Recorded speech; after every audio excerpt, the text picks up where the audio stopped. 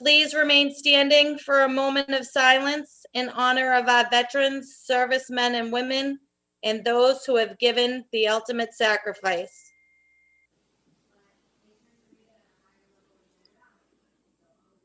You may be seated, and the clerk will call the roll. Anderson. Anderson here. Hamel. Hamel here. Condon. Here. Crow. Here. DeMaria. DeMaria here. Linehan. Linehan here. Murphy. Murphy here. O'Malley.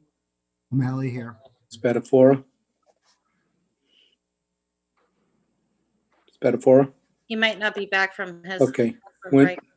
Winslow. I see Steve. Sika. Winslow here. Sika here. Okay.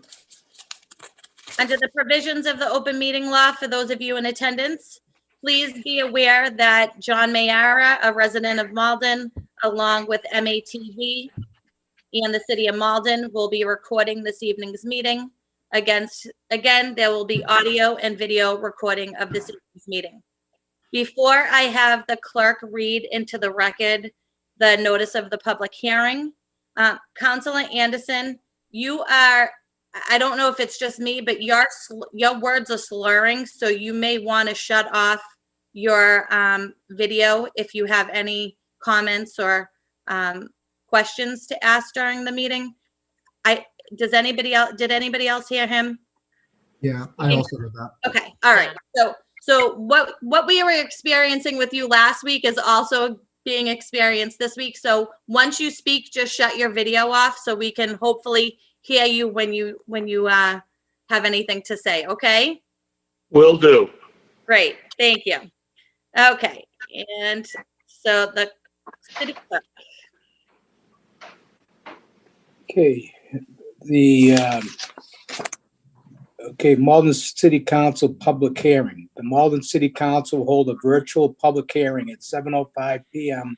on Tuesday, October 13, 2020, on the petition of Misty Mountain Shop, LLC, on behalf of 323 Commercial Street LLC, seeking a special permit under Section 12.12.190 of Chapter 12 Revised Ordinances of 2020, as amended, of the City of Malden, formerly Section 300.20 of Chapter 12 Revised Ordinances of 1991, as amended, of the City of Malden, to allow a marijuana establishment, namely a marijuana retailer, at the property collectively comprised of the properties known as number 323 and 323B Commercial Street, Malden, Mass., and also known by City Assessors Parcel ID number 059246603A and number 059246603B. Petition and plans are available for public review in the city clerk's office, second floor, 215 Pleasant Street, Malden, Mass., by appointment only, and on the city website under permit application number CMID 032303-2020 at permits.cityofmalden.org/energov-prod self-serve number home. Thank you. So it is 7:09, and I declare the public hearing open. We are going to hear from the petitioner, and then we will hear from opposition and anybody in favor. Mr. Gath, are you the one that's going to be doing the speaking? Should be Attorney Patrick McDonald. Okay, sure. Good evening, Mr. McDonald. Good evening, Madam President, members of the council. My name is Patrick McDonald. I represent the petitioner in this matter, Misty Mountain Shop, LLC, and its principal, Mr. Eric Gath.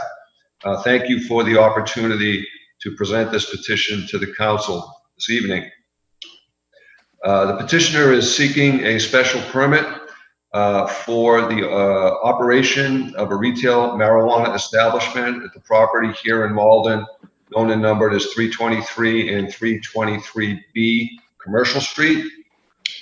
The petitioner has previously provided to the city all relevant plans, a security plan pursuant to the requirements of the Cannabis Licensing Enforcement Commission here in the city.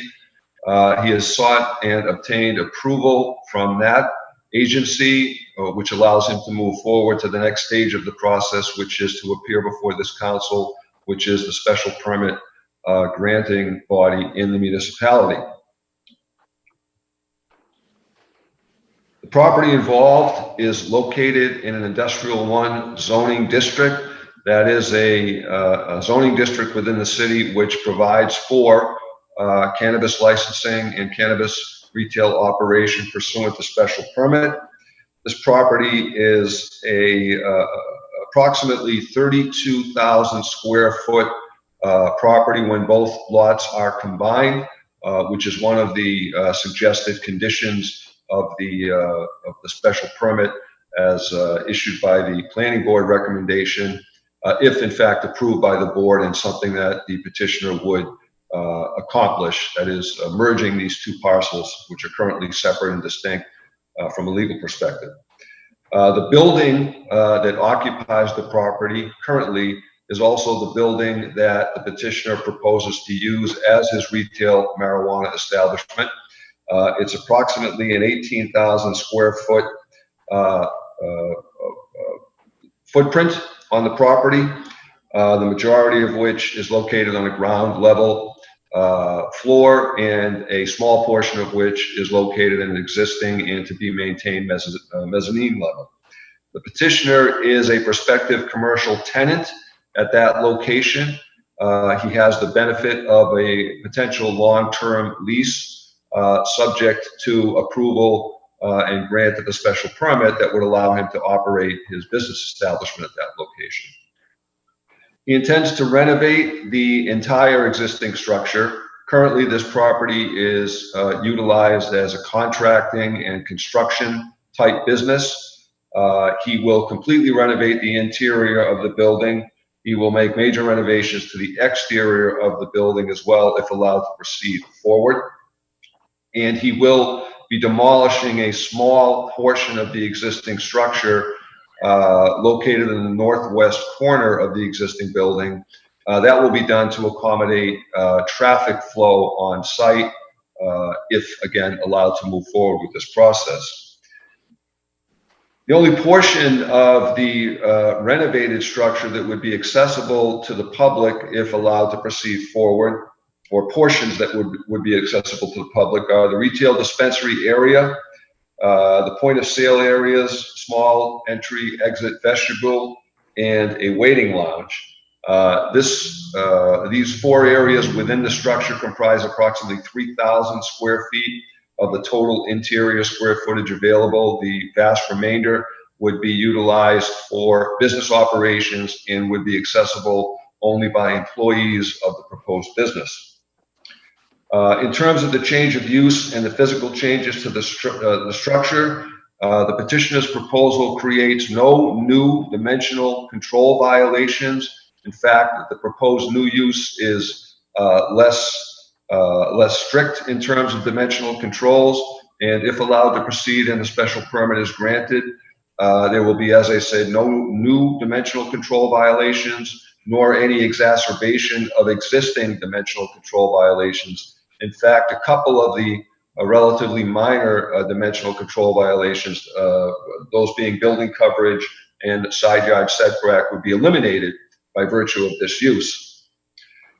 In terms of parking, it's a very large lot, and significant parking, well in excess of that required by the ordinance for a use of this type, will be available. Some 49 spaces will be available on site, including a parking lot area and some parking also contained within an open but covered garage. Therefore, it's significantly and predominantly zoning compliant with respect to parking. We do acknowledge, as pointed out in the planning board recommendation document, that there are some minor variations with respect to aisle width, especially when calculated with regard to angled parking spaces, but I would suggest to the council that they're very minor, and in fact that there is more than adequate parking associated with this proposal. Traffic impact is always a concern for the city, for the council, for the planning board, and certainly would be one in any determination regarding a special permit related to this new business and new venture that the city may be about to embark on with Mr. Gaff. As required, an extensive parking assessment and extensive traffic assessment was done by the petitioner's team. They concluded that the proposed use would result in little to no impact on existing traffic conditions at the site. That was, as also required, reviewed by the city's peer review beta, and specifically Mr. Ken Petralia. He had some suggested recommendations, comparatively minor.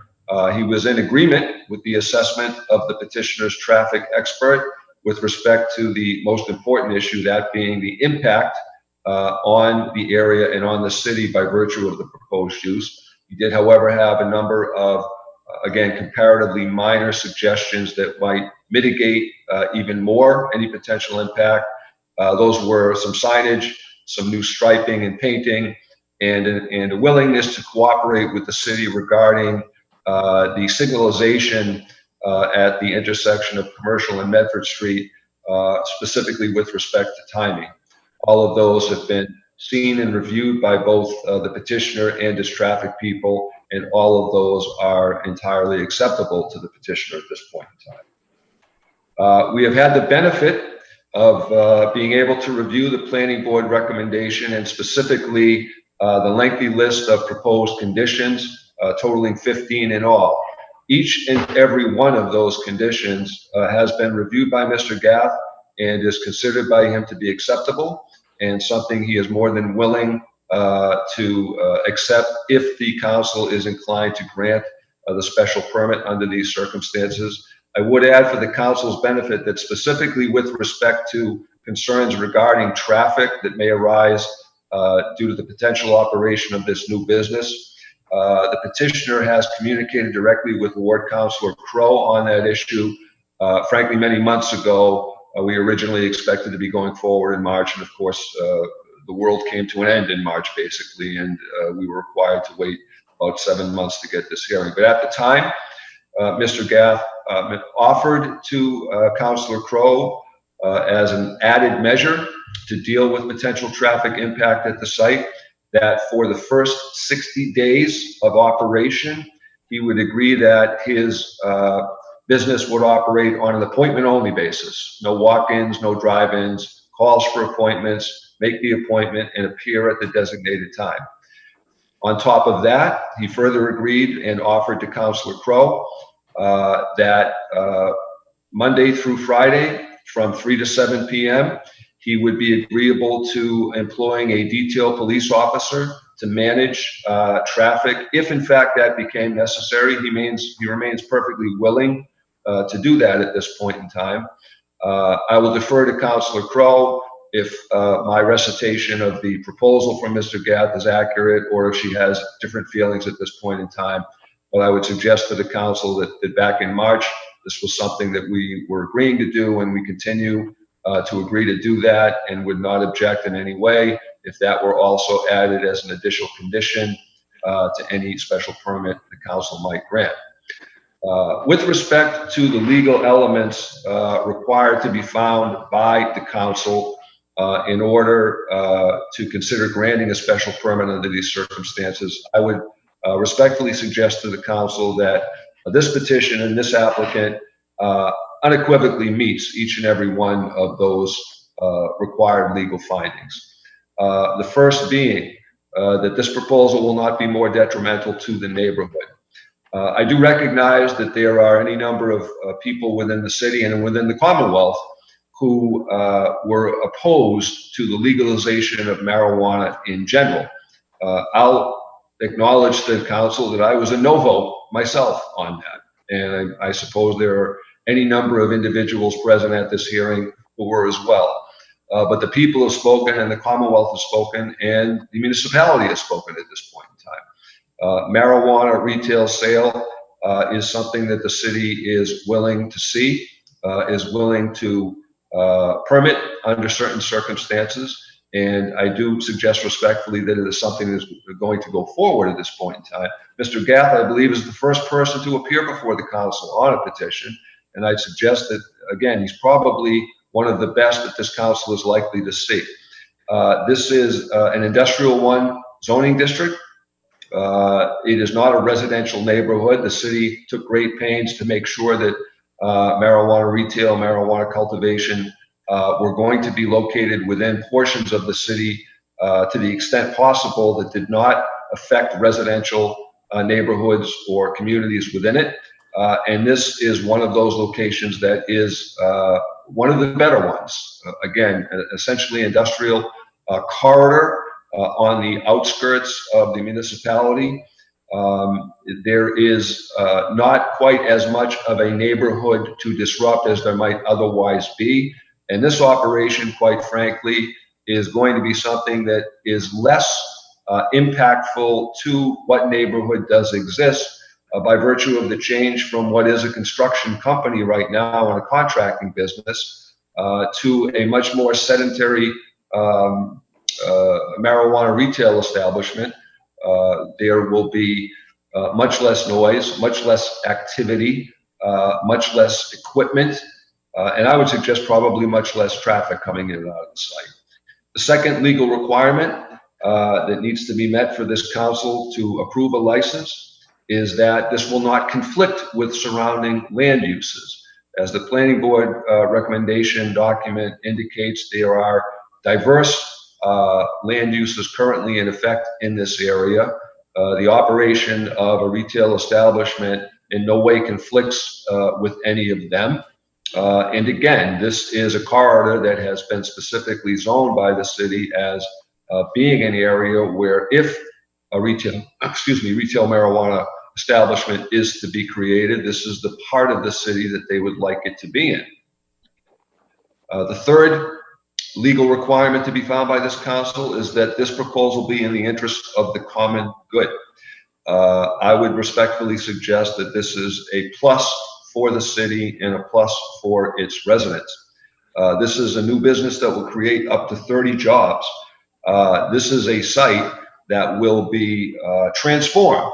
I don't wish to disparage the current occupant of the property or the current structure on it, but the reality is, as I said, Mr. Gath will come in and completely rehabilitate this structure, completely renovate the entire parcel and the structure on it. And it will be much more attractive, much cleaner than it is right now.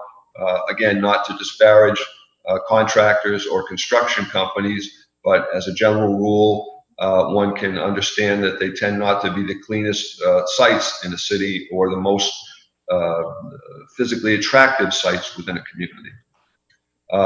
This will be one of the first establishments in the city, again, located on the outskirts, so to speak, not within a residential area, not within an area where other businesses are in conflict with it in any way. It will be a revenue generator, not just for the owner, Mr. Gath, but for the community as well. I believe the council is aware of the amount and the nature of the revenue that can be generated by a business like this.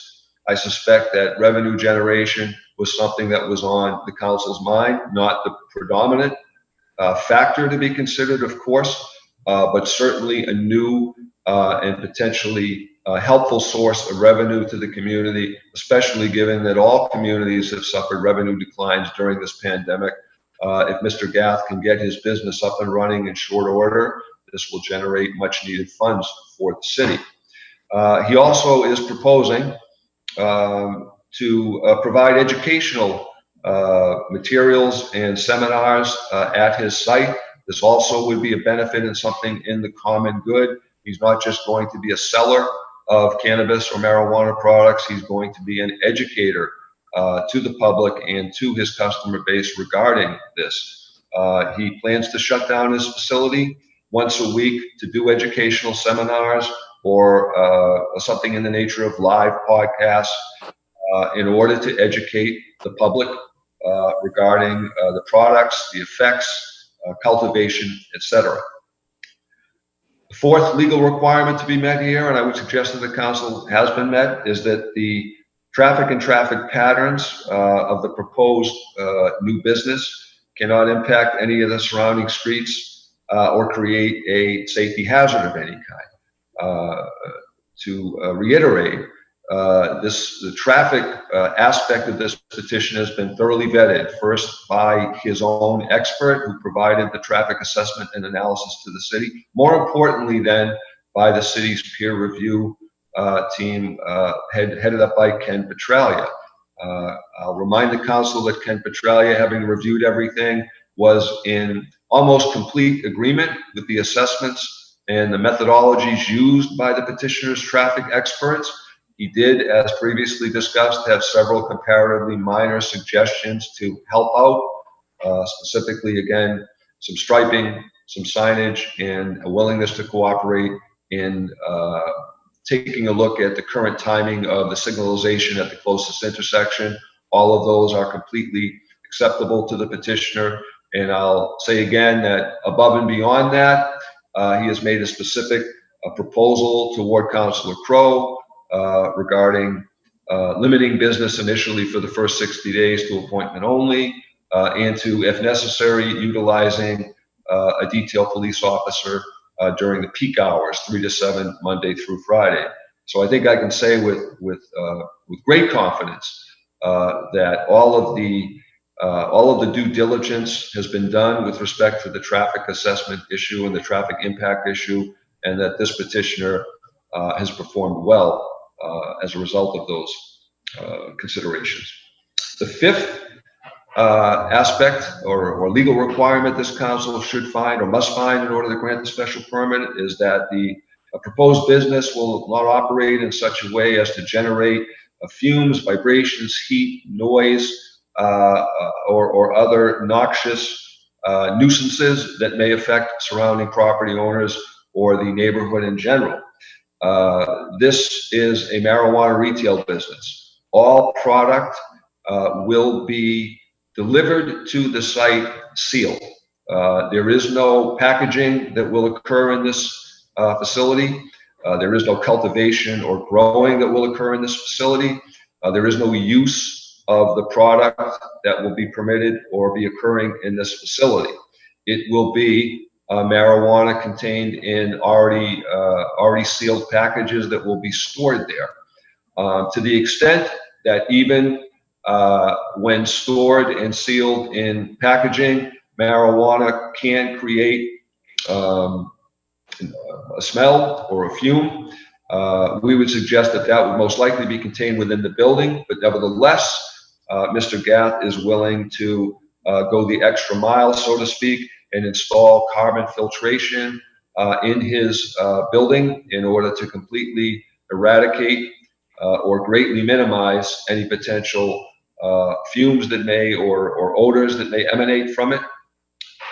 Finally, the sixth requirement or legal requirement that must be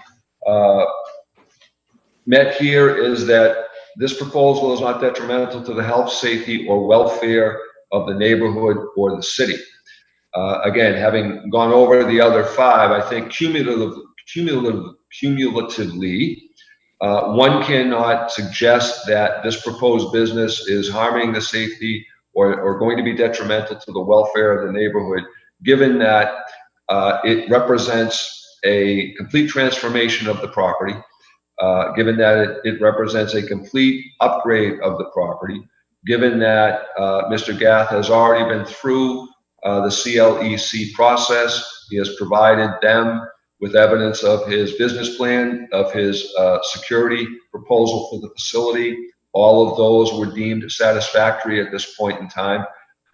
And if he's been able to get to this point, I think the council would be within its rights in assuming that he has met the requirements to make sure that his facility does not represent a danger or a risk or a safety hazard of any point in time. Again, I do recognize that there is an element within the city, and oftentimes a very vocal element, which objects to the legalization of marijuana in general. That is an understandable objection. But I would also respectfully suggest to this council that the issue before it tonight is not whether or not it's a good idea or a bad idea for marijuana to have been legalized in the Commonwealth of Massachusetts.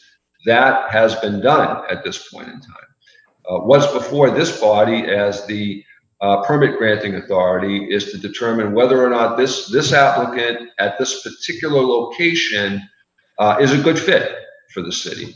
And again, I would suggest to the council that this is frankly an extraordinarily good fit, given the limited places within the city which this is allowed by ordinance, by specific zoning. This is probably the best site, and I'd suggest that this is an excellent applicant. A couple of more things before I conclude. Mr. Gath has asked for an opportunity to address the council briefly, to make some comments and to introduce himself. I would ask the court to consider indulging him in that respect. I think it would be good for him to be able to speak to you and for you to be able to see and hear what he has to say. In addition, there are representatives of the entire team, so to speak, available at this Zoom hearing. The traffic people, the security people, the marketing people. To the extent that any member of the council has a question that is more easily and better answered by the specific team member, they're all available. And I would invite the council to take advantage of their presence for purposes of any detailed information or questions regarding those things. I believe that's it for the moment. Thank you very much for the opportunity to be heard. Thank you, Mr. McDonald. Really fast before I allow Mr. Gath to speak. Mr. Cochran. Yes, thank you, Council Seeker. Just wanted to let all those at home that are attending on the Zoom call that we do have a new feature available this evening, and that is for a Chinese interpretation. So those of you that are on the Zoom client will notice that there's an additional button at the bottom of your screen that indicates there is translation available. So if you are looking to take advantage of that, you just simply have to click on the interpretation button and select to listen in that channel. Additionally, when it comes time to the hearing, when we are hearing questions from those who are speaking either Mandarin or Cantonese, we will entertain those questions with the help of an additional translator who will translate those questions back and forth between the panelists and the residents. Thank you. Okay, Mr. Gath. Good evening. My name is Eric Gath. I was born and raised in Tewksbury, Mass. I graduated from UMass Lowell, and I've been working as a mechanical engineer in Littleton, Mass. for 16 years. 5 years ago, I designed my first marijuana cultivation facility. Over this time, I have met some great people with brilliant minds. These relationships have inspired me to start Misty Mountain Shop. I knew that with the relationships I've built in the industry that I could assemble a team and could run a successful marijuana retail store. This retail store would be a showcase for all of the cultivators that I've worked with, and we will use it to educate the community and give back in any way possible. With that being said, I would like to give a brief introduction to the Misty Mountain Shop team who are all here tonight. Our compliance team, Abigail and Tim Gunther. Our community relations manager, Danielle Lopalato. Our director of security and training, Karen Hawks. Retail consultant, John Napoli. Jill Peebles with BKA Architects. Our civil engineer, Tony Donato of Hancock Associates. And our traffic engineer, Sam Gregorio of the Engineering Corp. Together, we have over 30 years of experience in this industry. Every team member plays a critical role in running a secure, compliant, and successful marijuana retail establishment. On behalf of Misty Mountain Shop team, I want to thank the City of Malden, Mayor Christensen, the City Council, and the Cannabis Licensing and Enforcement Commission for putting in the due diligence to create a very thorough and fair application process. The Malden licensing process has been an exciting experience.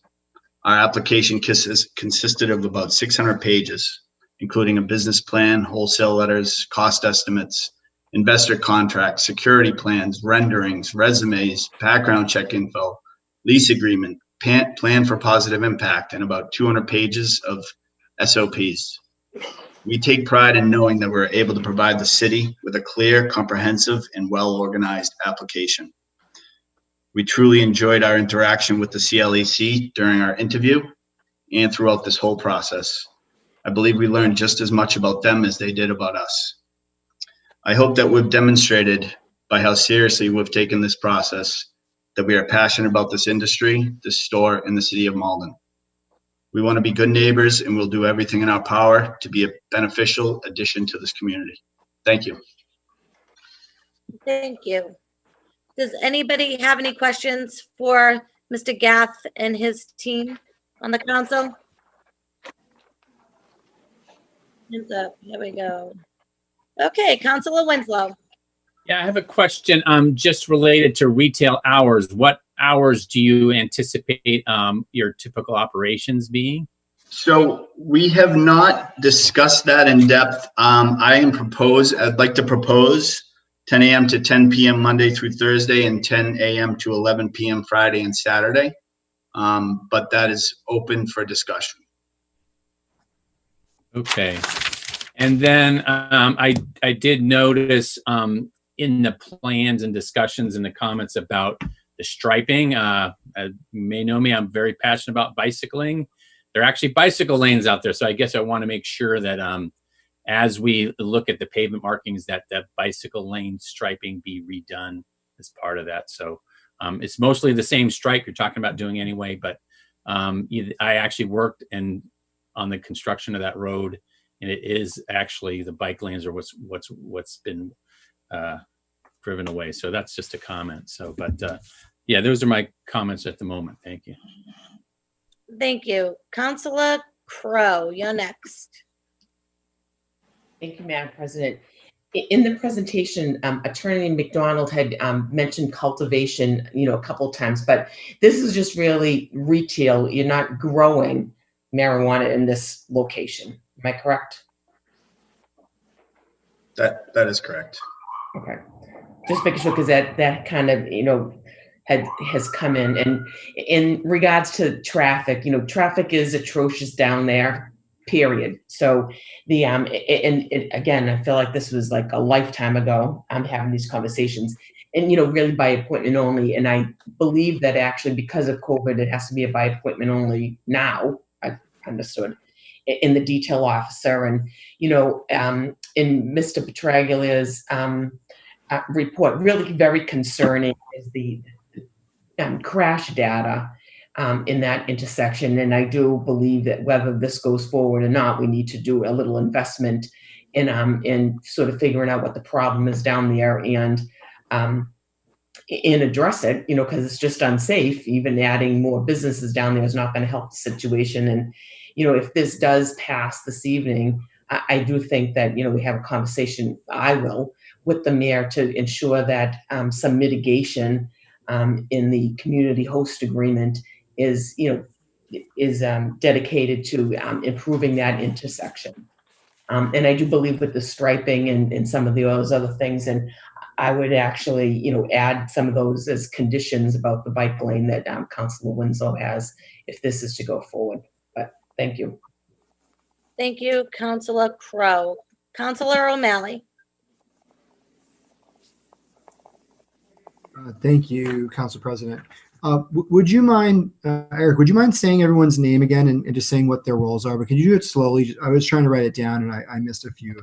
Yes, sorry about that. So we have Abigail and Tim Gunther, the compliance team, Danielle Lopalato, Community Relations. Karen Hawks, Director of Security and Training. John Napoli is a retail consultant. Jill Peebles is our architect. Tony Donato is our civil engineer. And Sam Gregorio is our traffic engineer. Hey, thank you for that. No problem. It seems like you have a really great team that you brought together.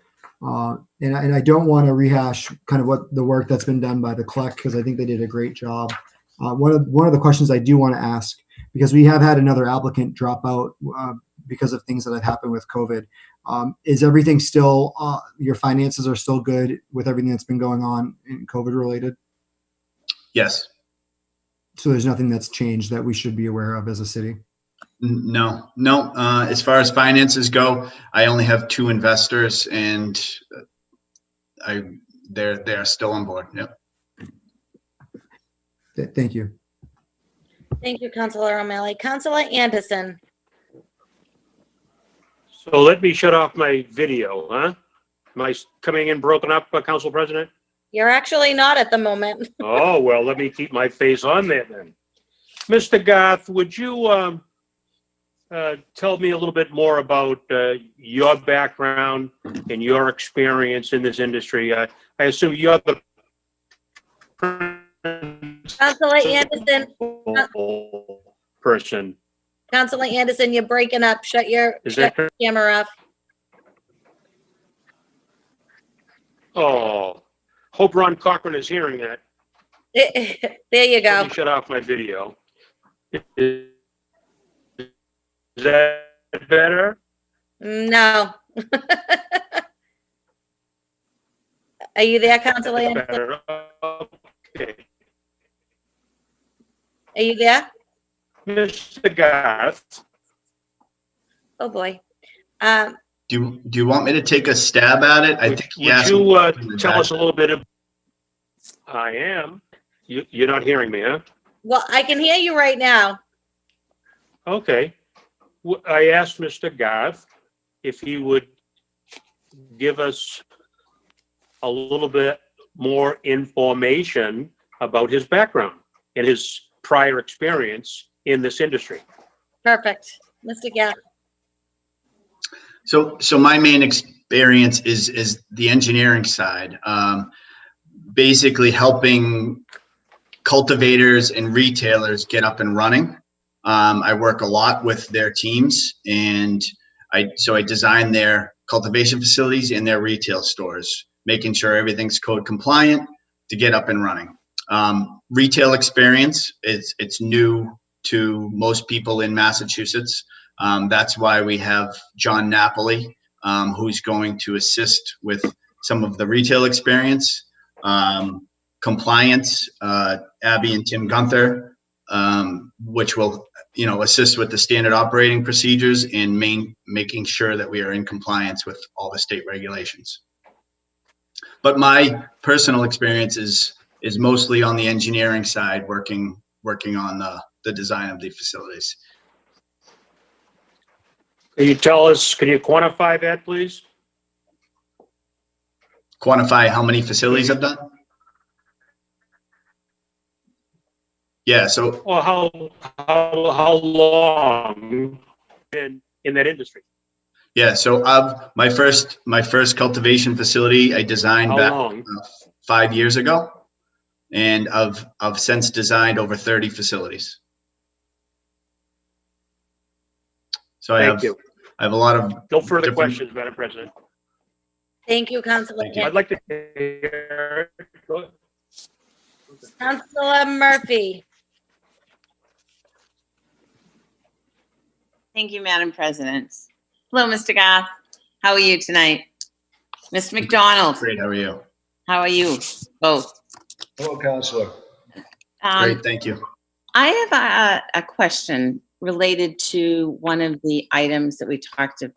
Actually, Mr. McDonald, you talked about health, safety, and welfare, which is one of the items that we need to look at as we move forward with this special permit. And Mr. Garth, I am, on the board of directors of the Malden Teen Enrichment Center.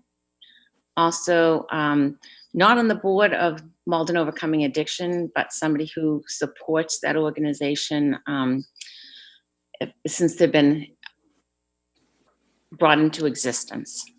So I guess my question to you and your team is, when we look at, and I get what, Attorney McDonald said, is this is something that is coming into our community, that our community voted for. It wasn't an overwhelming vote. It's almost a 50-50 vote. So there's a lot of opposition out there.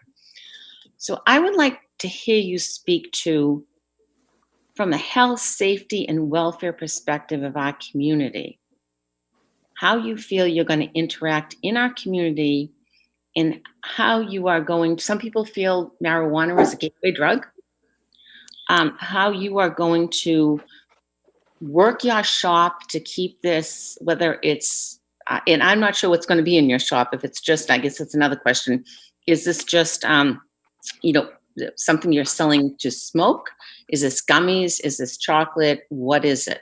So I'd like to hear you tell us a little bit more about what's going to be in your shop, how you're going to, what you're going to do to keep this out of the hands of juveniles, and to educate the public about how, even though it's legal, it might not be the best thing for them. And also, this is, I guess I have a million questions floating around in my mind. And what you can say to our constituents who are opposed to this, why you should be here. Now that's a mouthful.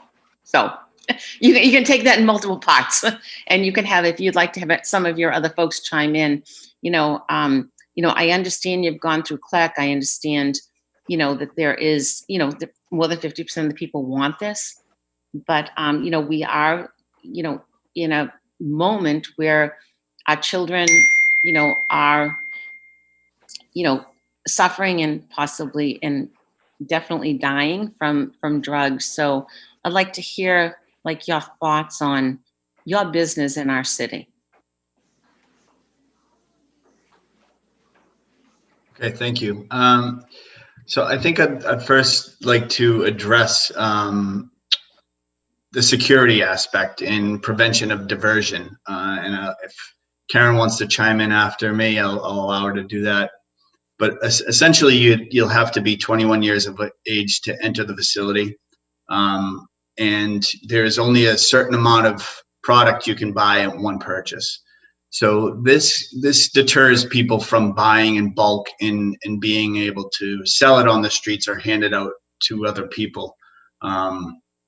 So that is tracked through the system that scans your ID. Your other question is the thoughts on education. Like Attorney McDonald said, we're planning on having educational seminars once a week.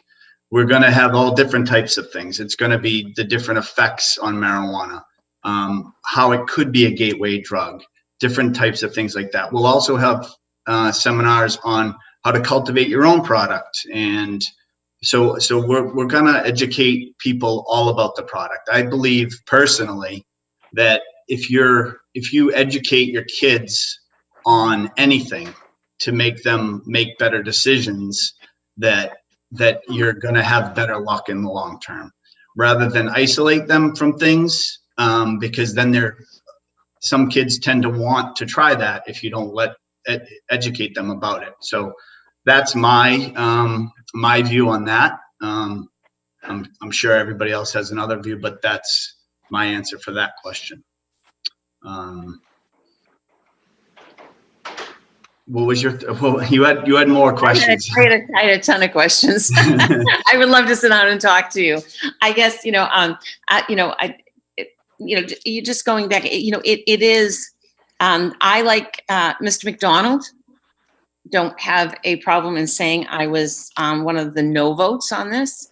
But I also understand as a city councilor that it was a yes vote from the majority of our constituents, although not a landslide yes vote. So I'm just trying to make sure that when we do this, it's done right, it's done with the right people, that recognize that we do have youth here who can follow maybe a path they shouldn't. And so I'm, when, we're talking about what we as councils look at in making our decision, the health, safety, and welfare of our community, it to me is the key piece of this. So that's where I really want to see some input from you folks as to, how you're going to interact with us and with our youth, and explain, I don't want to say the benefits, but explain the usage. Yeah, I would like to comment on that as well. You had mentioned Malden overcoming addiction. Danielle Lopalato is basically her main role with Misty Mountain Shop is to do community outreach. She has discussed with this company called Can It Make a Difference on different charitable donations and how they can work with different organizations like Malden Overcoming Addiction. I think a big part of what our plan was, because there is a huge stigma associated with marijuana, was to try to stop that stigma and to be able to be a part of the community and educate people and show that, we're not, it's not just a bunch of drug addicts and people that are high. It's business people, and we want to basically be able to give back to the community. And I mean, I have kids of my own. I have a 6-year-old or 5-year-old. She'll be 6 this weekend, and I have a 3-year-old. I will absolutely educate them on drugs and alcohol. It's in everybody's family. I'm sure everybody has, people that have died of drugs or are alcoholics or whatever. And it's just something that I make a point to educate my kids, and I want to be able to do the same for the Malden community. Thank you. And I guess, so, and I might be remiss, maybe I haven't followed along, and I don't want to put you on the spot tonight. It's just something I can read. So do you have in your plans on that particular topic of health, safety, and welfare, do you have any written plans as to how you're going to interact with the Malden community that you could share with us? And maybe they are there and I just haven't seen them, and I apologize if they are there. Yes, they are there. We have no specific plan as far as like we didn't schedule dates for different types of charity events or fundraisers or things like that, but we did list several different options. Did I lose everybody? No, you're here. I can hear you. Okay, sorry. But I can hear you. We do have a pretty significant list of items, and we discussed this pretty heavily in our interview as well. But yeah, that is one of our big plans to be able to hold charity events. I mean, I'm always involved in golf tournaments, motorcycle rides, different things like that would, I think, being in this position and being a new member of the community would put us at a position that we could put on those events, and be able to raise money for different organizations. Okay. And okay, well, I probably would love to delve into that with you a little bit more, but my other question is, in Mr. McDonald's, Attorney McDonald's initial dissertation, he mentioned 3,000 square feet of space that would be dedicated to the public. And my understanding is your building is 18,000 square feet. So I was just curious as to what the other 15,000 square feet was going to be used for. Yeah, so the 3,000 square feet is the retail floor. There's another 3,500 square feet of office space. And then the other portion of the building, which is currently serving as a mechanic's garage for the construction company will be open parking. So there'll be 13 parking spaces in that garage. Okay, so there's no storage of, what I'm getting to, is there storage of large quantities of marijuana somewhere in the building other than the 3,000 square feet that is retail sales? Nope, there is not. We would be receiving deliveries by van. We have a Sally port that the van would pull into, and we would receive deliveries on a daily basis. Okay, thank you very much. Thank you.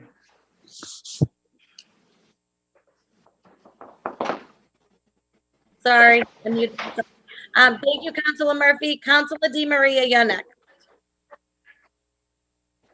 Thank you very much, Madam President, and thank you for the great presentation by all. I have just two quick questions, and one is that as part of the beginning statements, there is some talk that you are going to be taking appointments, customers by appointments for the first 60 days. Is that what was said? Yes, we have offered that. Yes. Okay, so would there be any appetite to continue that? Because, I know other facilities have continued with their by appointment only. And I think that would kind of manage your customer, the overwhelming amount of people in the retail area. I just think that has merit. I think I'm definitely open to that. I would love to be able to open by appointment only for the first 60 days and see how the traffic is. If it would be okay with the council, we would meet after those 60 days. If you wanted to extend it, I am more than happy to do so. But if we find that there's only 5 cars in the lot, then maybe we can open it up to just an open shop. Okay, that's great. Second question is, I think in the beginning presentation, you mentioned that it would employ 30 people. Did I hear that right? 30, Yes. You'll have 30 people. Okay, and Malden residents would take priority to that? Yes. I believe Okay. my application had stated that we would shoot for at least 50% of Malden applicants if possible.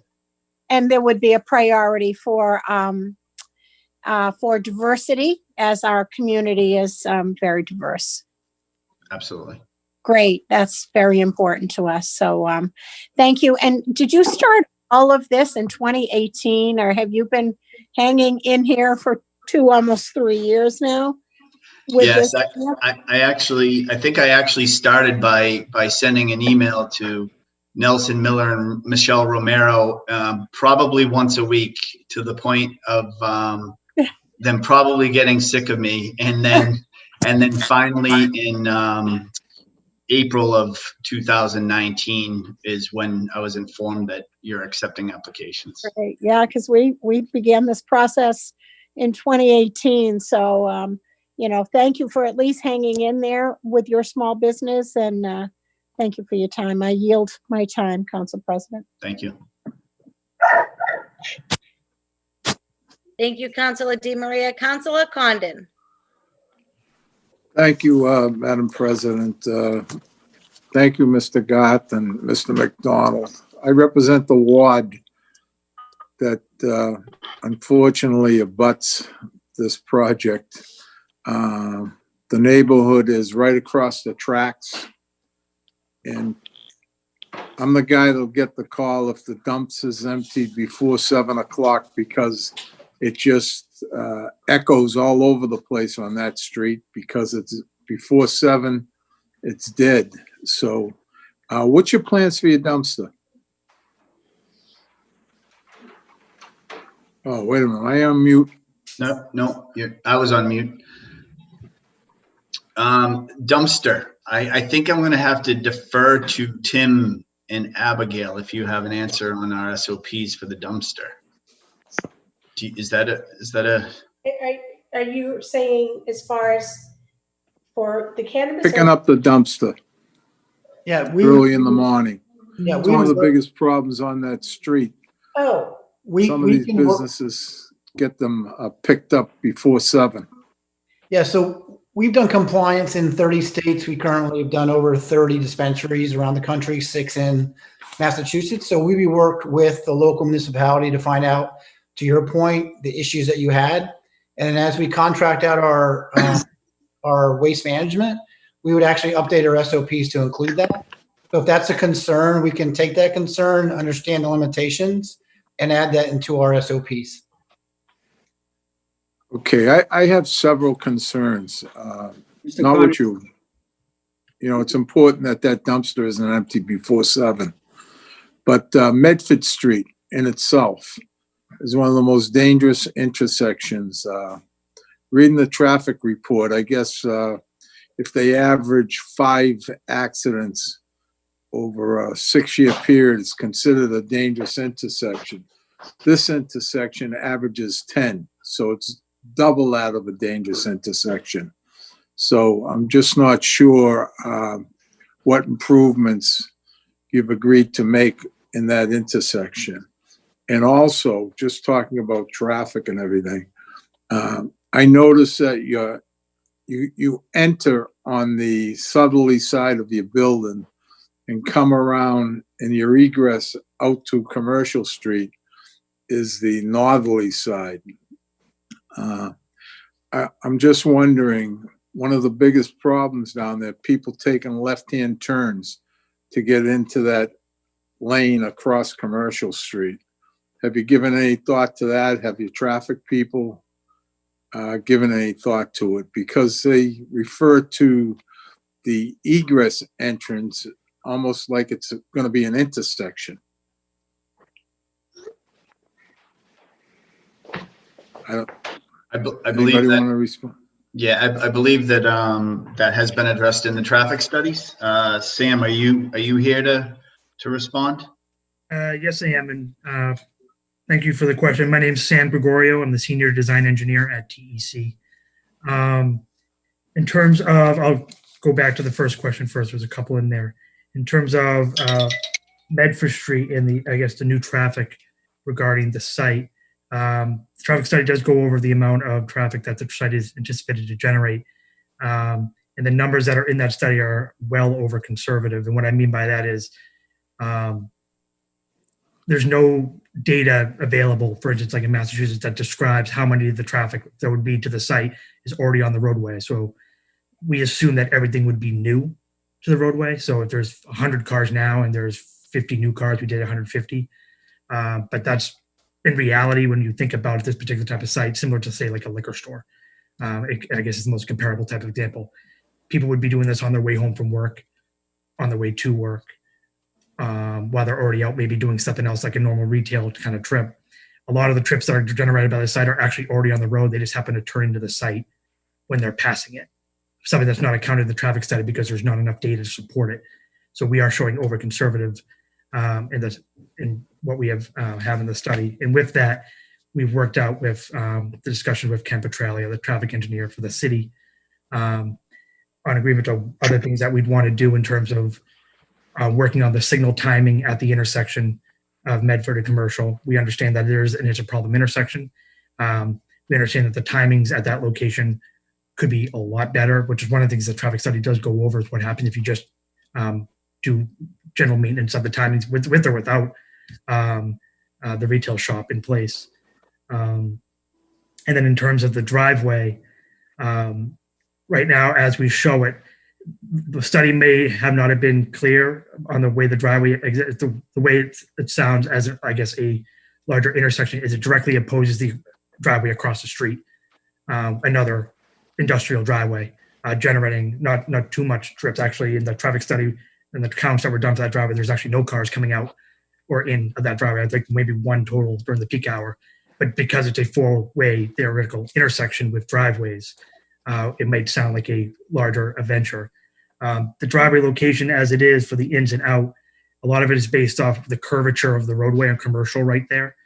So although we are closer, let's say, to the left turn, as the councilman had noted, we're trying to keep, I guess, the exit and movement away from that curve as much as possible.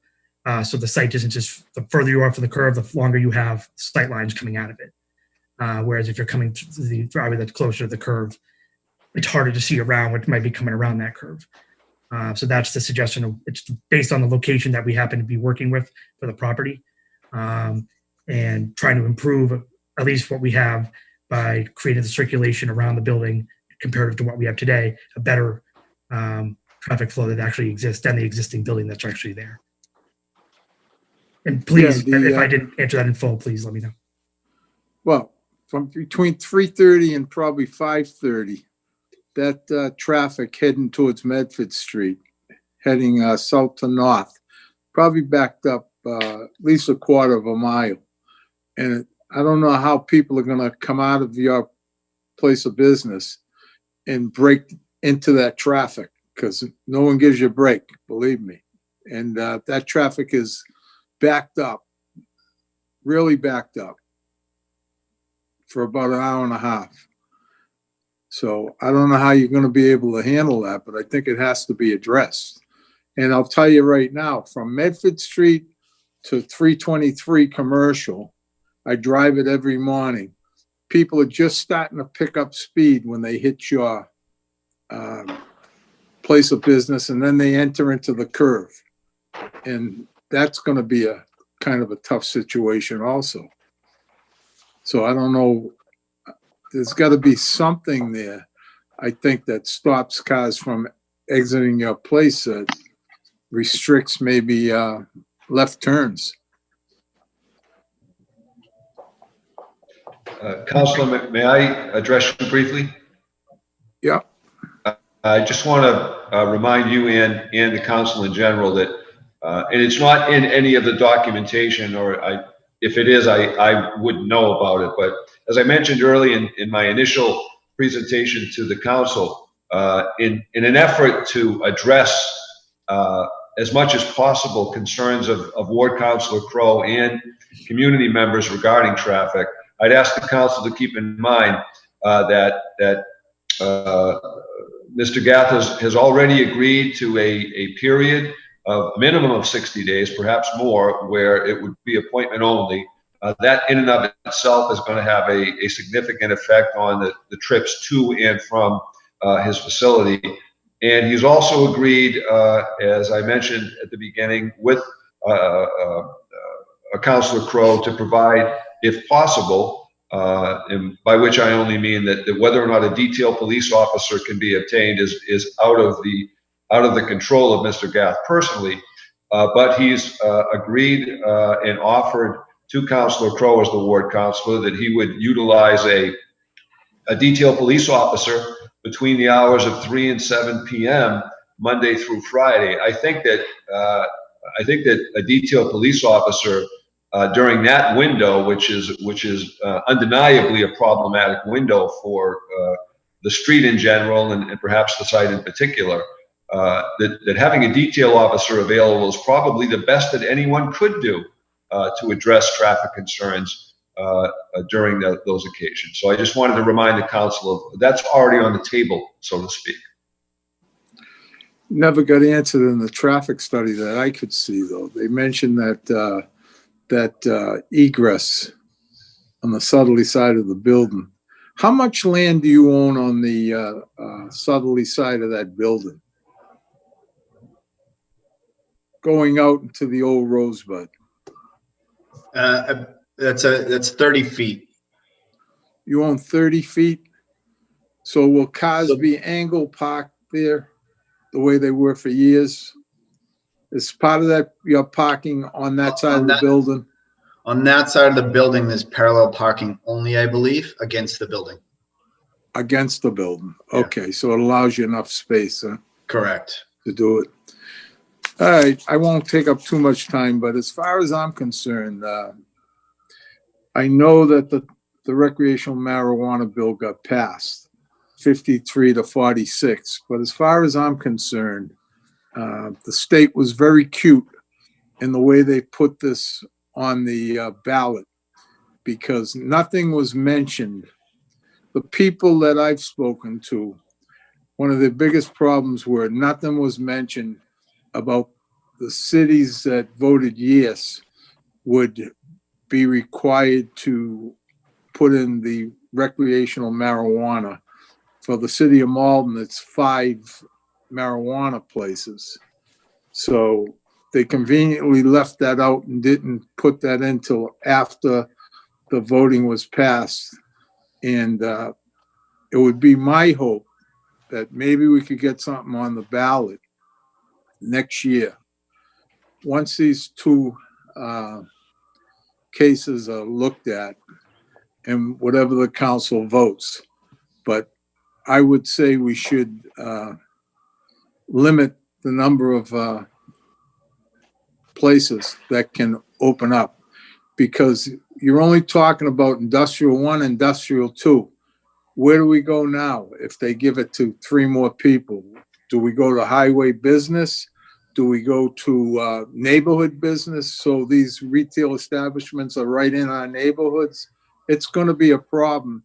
So I'm hoping that we can get something on the ballot to limit it at 2, if 2 are voted in. So it just, it bothers me that it was never mentioned that if the city voted in the affirmative, that you'd be putting the recreational marijuana in your city. They made it easy for the cities that voted no to not to put them there, but they made it very difficult for the cities that voted yes to end up taking them out. So, but I wish you well. Thank you for the time. Thank you, Councilor Condon. Councilor Linehan, you're next.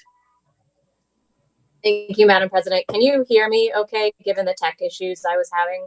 Yes. Okay, wonderful. Thank you. And I apologize that my video's been in and out so far. I guess my 2 questions, I've had a lot of the same sort of traffic concerns. I would echo what Councilor Condon said about not underestimating how badly that does back up, and, turning against traffic is a concern I share. But I actually wanted to shift gears a little bit and ask 2 things. I'm wondering if you could talk a little bit about what your sort of professional development plans would be for your team, and how you would plan to stay, in tune with the trends in the industry. I think COVID has obviously changed a lot of businesses, and how do you stay abreast of what may evolve as things go on, should you be approved? And then the second piece to that is if you could speak a little bit to what, if any, considerations you've given to equity issues in the cannabis industry. Okay, I would first respond to keeping up with the new developments. I do work in the industry. I have relationships with a lot of different operators. I'm well in tune to what's going on. I find that as an advantage. I'll have access to wholesalers throughout Massachusetts, different vendors, attending different exhibitions, seminars, things like that. So this is a passion. It's something that I'm reading about, learning about every day. So I hope that answers your question. And I'm sorry, could you repeat your other question? I was asking if you could speak to some of the equity considerations. I guess kind of piggybacking off of what Councilor Di Maria said, I guess another thing it's not really a question, it's more of a statement, is I would love to see some type of reporting on the diversity of your recruitment and how you end up staffing, just as a good neighbor. Okay. So your first question was about equity. I'd like to state that I started this business. There is no involvement from any other companies that would create any equity issues that you've seen around the state of Massachusetts. And as far as hiring Malden residents and minorities, that's a priority. I have it in my application, my business plan. I'm happy to put that into as on paper with the city, that's a priority as well. Thank you for that. I think that would definitely be very appreciated, and thank you for having it in there. I think also, it's important for a lot of us, who have constituents who are in favor and are really excited to see something come in, just to think about how, you know, if there's ways to think about folks who have been disproportionately affected by the drug industry before marijuana was legalized. I think that to the extent that we can do that, I think it's important for the community. Absolutely. Thank you. Thank you. Yep, I'm all set. Councilor Anderson for the second time. Oh, thank you. I've done a little bit of technical tune-up and hoping that I'm able to be heard better. Can you give me some feedback, Council President? Much better, Councilor Anderson. Much better, okay. All I needed to do was connect. I'm not even going to tell you. Mr. Garth, now that I've got the speaking voice again, tell me about the financial benefit to Malden.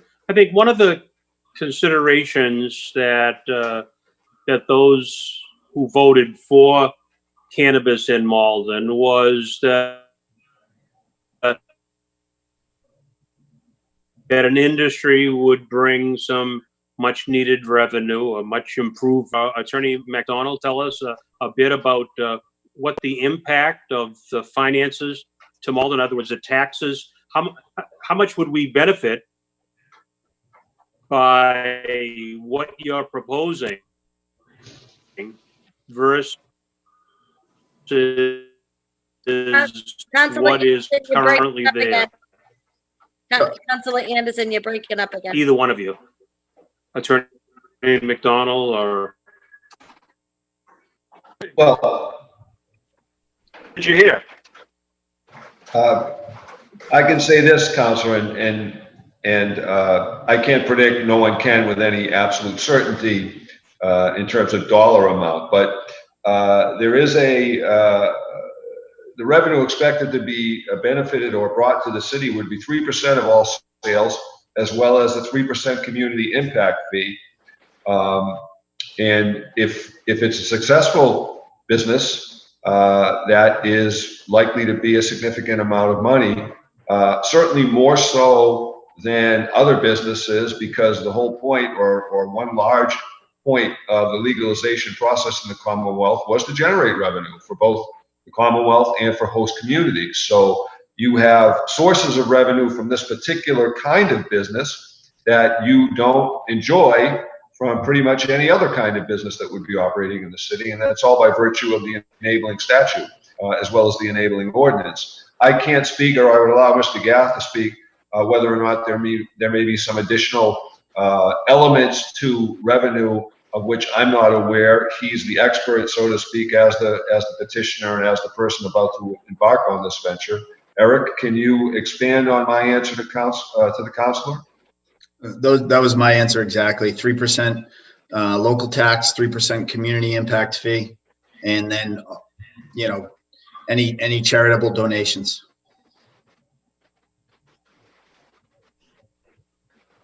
I have to assume that you've made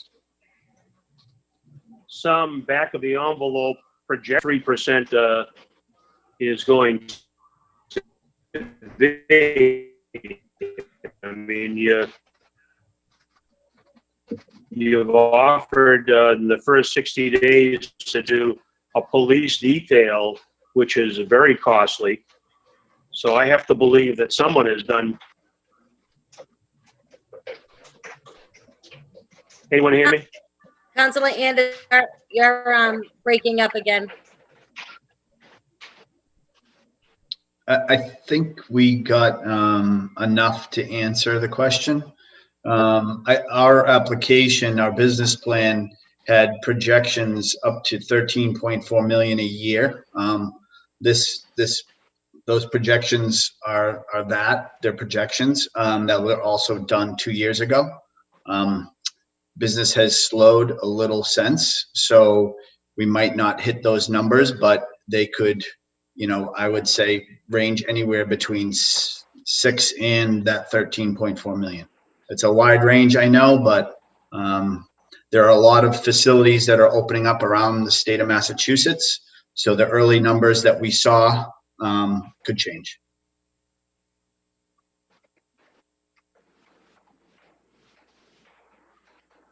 Thank you. Thank you, Counselor Anderson. Are you all set? No further questions from me. Great, thank you. Counselor O'Malley for the second time.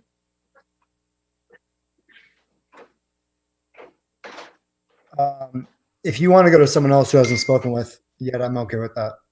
Okay, Counselor Kamel. Thank you. Thank you all for coming and presenting tonight. I have two questions. I'll give them both to you at the same time so you can kind of choose which one to address first.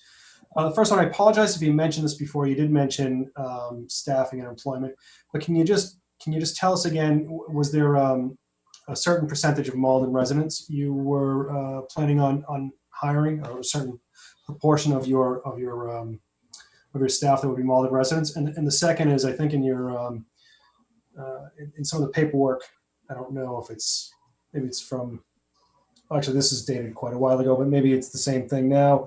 In your security plan, you mentioned working closely with the Malden Police Department. If you could kind of go into a little bit more detail what that entails.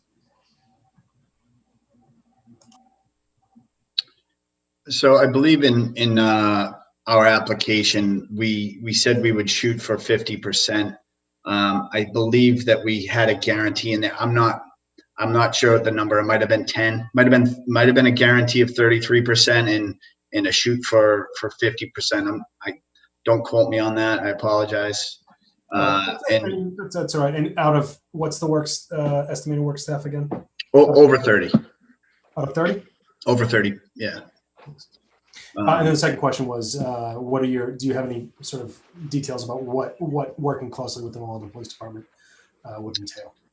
Yes. So I think we'll invite Karen to speak after this, but she has, we've interviewed with the CLEC. Chief Mullis was on the CLEC. We have presented him with a security plan that he has reviewed, and Karen Hawks is our director of security. She will work with him on as needed basis to set up details, basically share security cameras if necessary, and different things like that. Whatever we can do to please Chief Mullis in the Malden PD. Thank you. Thank you, Counselor Kamel. Counselor O'Malley, there's nobody else. Do you wish to speak now? Thank you. Do you guys have an image of the facility, or like a diagram of the facility that you could share? I do. Do you want to see a site plan, a floor plan, a rendering? All of the above? I think the site plan probably at this point. I'm going to pull up. I can share my screen, right?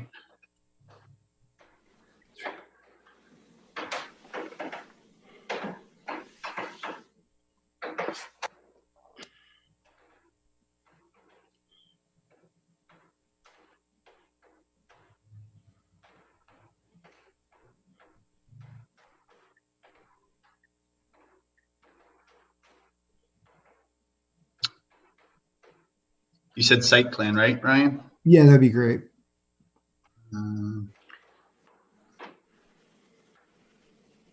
Eric, it's Tony Denard. You want me to pull up the site plan?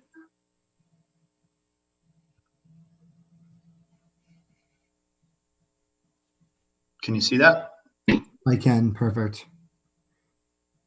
So if you could show, any chance you can zoom in so we can see it a little bit clear? Oh, do you have one with like the parking spot? Oh, that's what we're looking for. Perfect. Okay. So I have to also agree with Councilor Condon and Councilor Linehan. The traffic in this area is already a nightmare.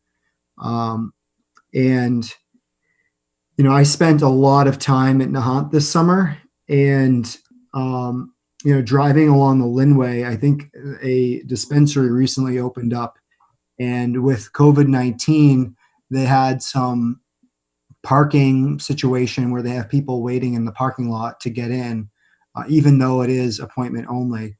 And so you had a lot of people like parking their cars letting people jump out on the Linway, which cause a lot of traffic issues.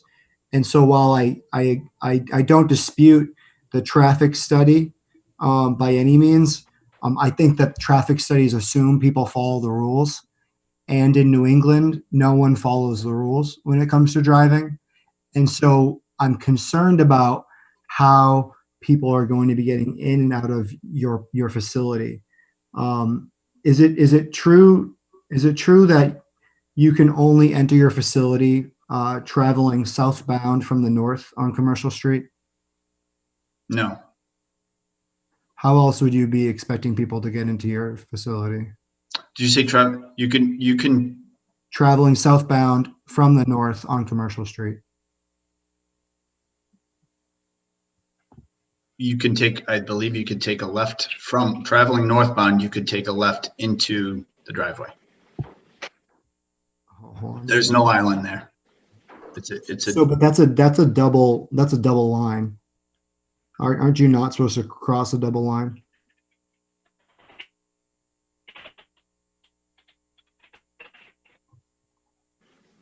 Yeah, I'll jump in for this. There's no rules saying. I mean, this is similar to almost any other driveway that would be in the area. I guess I don't understand the question of double line in this sense. Like the normal center line of a roadway, you wouldn't be able to cross. Is that what you're saying? Or I don't know. I for some reason I recall like in driving school that you're not supposed to cross a double line.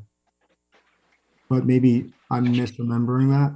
No, if you go to the site and you look, even if you do a Google Street View, you can clearly see that there is not an island. There is not a double. It's not like it is just a standard double line that you have the ability to take a left turn into that driveway.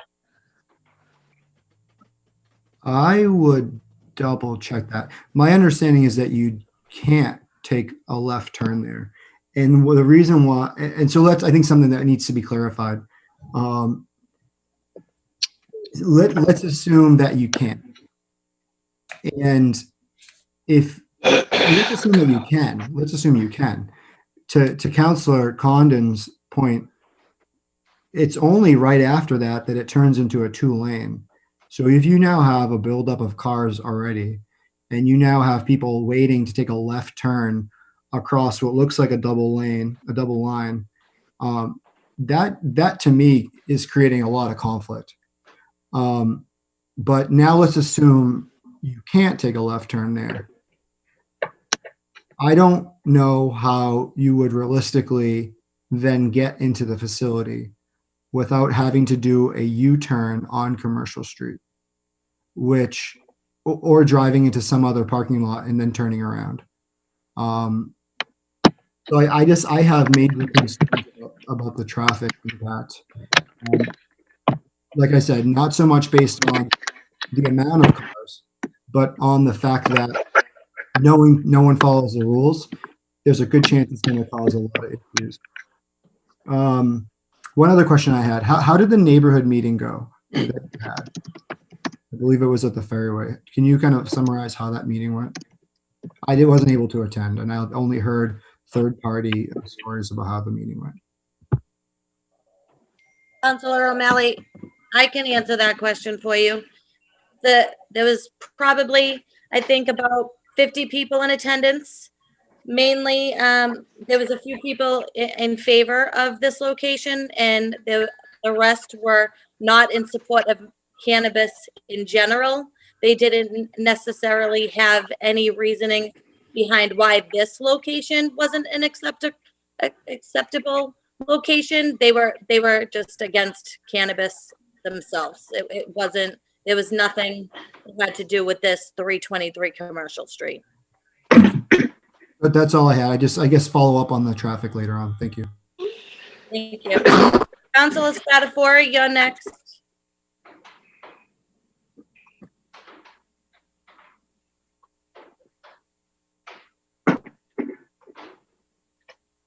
Councilor Spatafora. Hold on, I can't see everybody at this moment. Let me. There you go. I'm sorry. My mute, I think me and the host were playing games with the mute. I was trying to mute and he unmuted me. Can everybody hear me? Yes. All right. I apologize. So to the petitioners, thank you for coming. I would just say this, you probably can't share your security plan with us publicly. I know the chief reviewed it. Being potentially one of the first facilities and having lots of cash and being where that is located. I don't want to say it's prime for some robberies, but it is prime probably just because of location. So maybe that can be discussed later on, or if you do pass when you get to the host agreement. I think that's something you have to be cognizant of the fact. Certainly things are out of your area, but I would certainly like to see a copy of that plan if possible. Second thing is, when I looked at the document outlining the floor plan, can you explain to me, so there's 2,039 square feet, which I think is for the facility, and then there's 727 square feet for point of sale. So are they separate rooms? No, those are not separate rooms. There's just a counter. So it's three, so the entire floor plan is 3,000 square feet, right? Correct. Okay. So it just the way it was broken down, it looked like, I didn't know if like you put them in a certain area for security reasons and then they walked in and out. So that's one room, because that answered that question. For my own benefit, this came up recently. How do you sell or package these products? What do you mean by how do you? Is it sold in? And this is going to sound really strange. We did a cleanup and I stumbled across literally dozens of these tubes, which I never saw before. And they turned out to be marijuana sticks. They were sold from another cannabis place. How do you sell yours? Are yours in plastic bags? Are they in these plastic tubes? There will be all different types, Okay. Depending on who we're buying them from.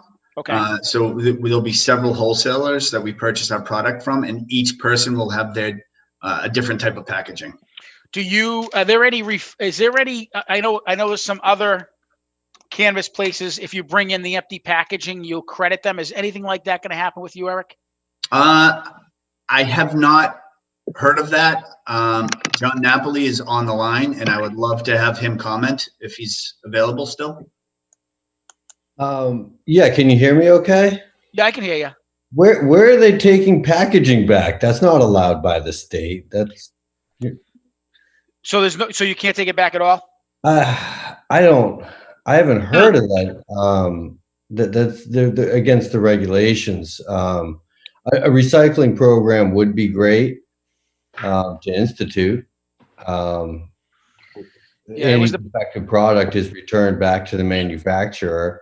So very little waste is coming out of the retail facilities. Yeah, it was more of a after it leaves. I know it's not not in your facility. I share your concerns on the packaging, and it is required by the state to have the child-proof packaging. And sometimes it ends up being a little bit over-packaged. And we do our best to have recyclable products in general so that people can, at home, recycle the products themselves. Okay. And then the other thing is, I know you went through the other committee already, but just cognizant, I want to say this publicly. You have, there was somebody who was on the ordinance committee when this was developed, and the entire council did a great job. There's really no, area in the city of Malden was ideal. We had all types of setbacks, and it was like painting by number. So we couldn't satisfy everybody's hopes and desires. But my question would be, my point is, it passed that. I just cognizant, and I'm saying it publicly. I know it was already mentioned, overcoming addiction happens to be down the street, and that was probably well after your proposal. I know you've been waiting patiently in the sidelines, but they are probably maybe 100 yards north of you, and to the south of you is a daycare.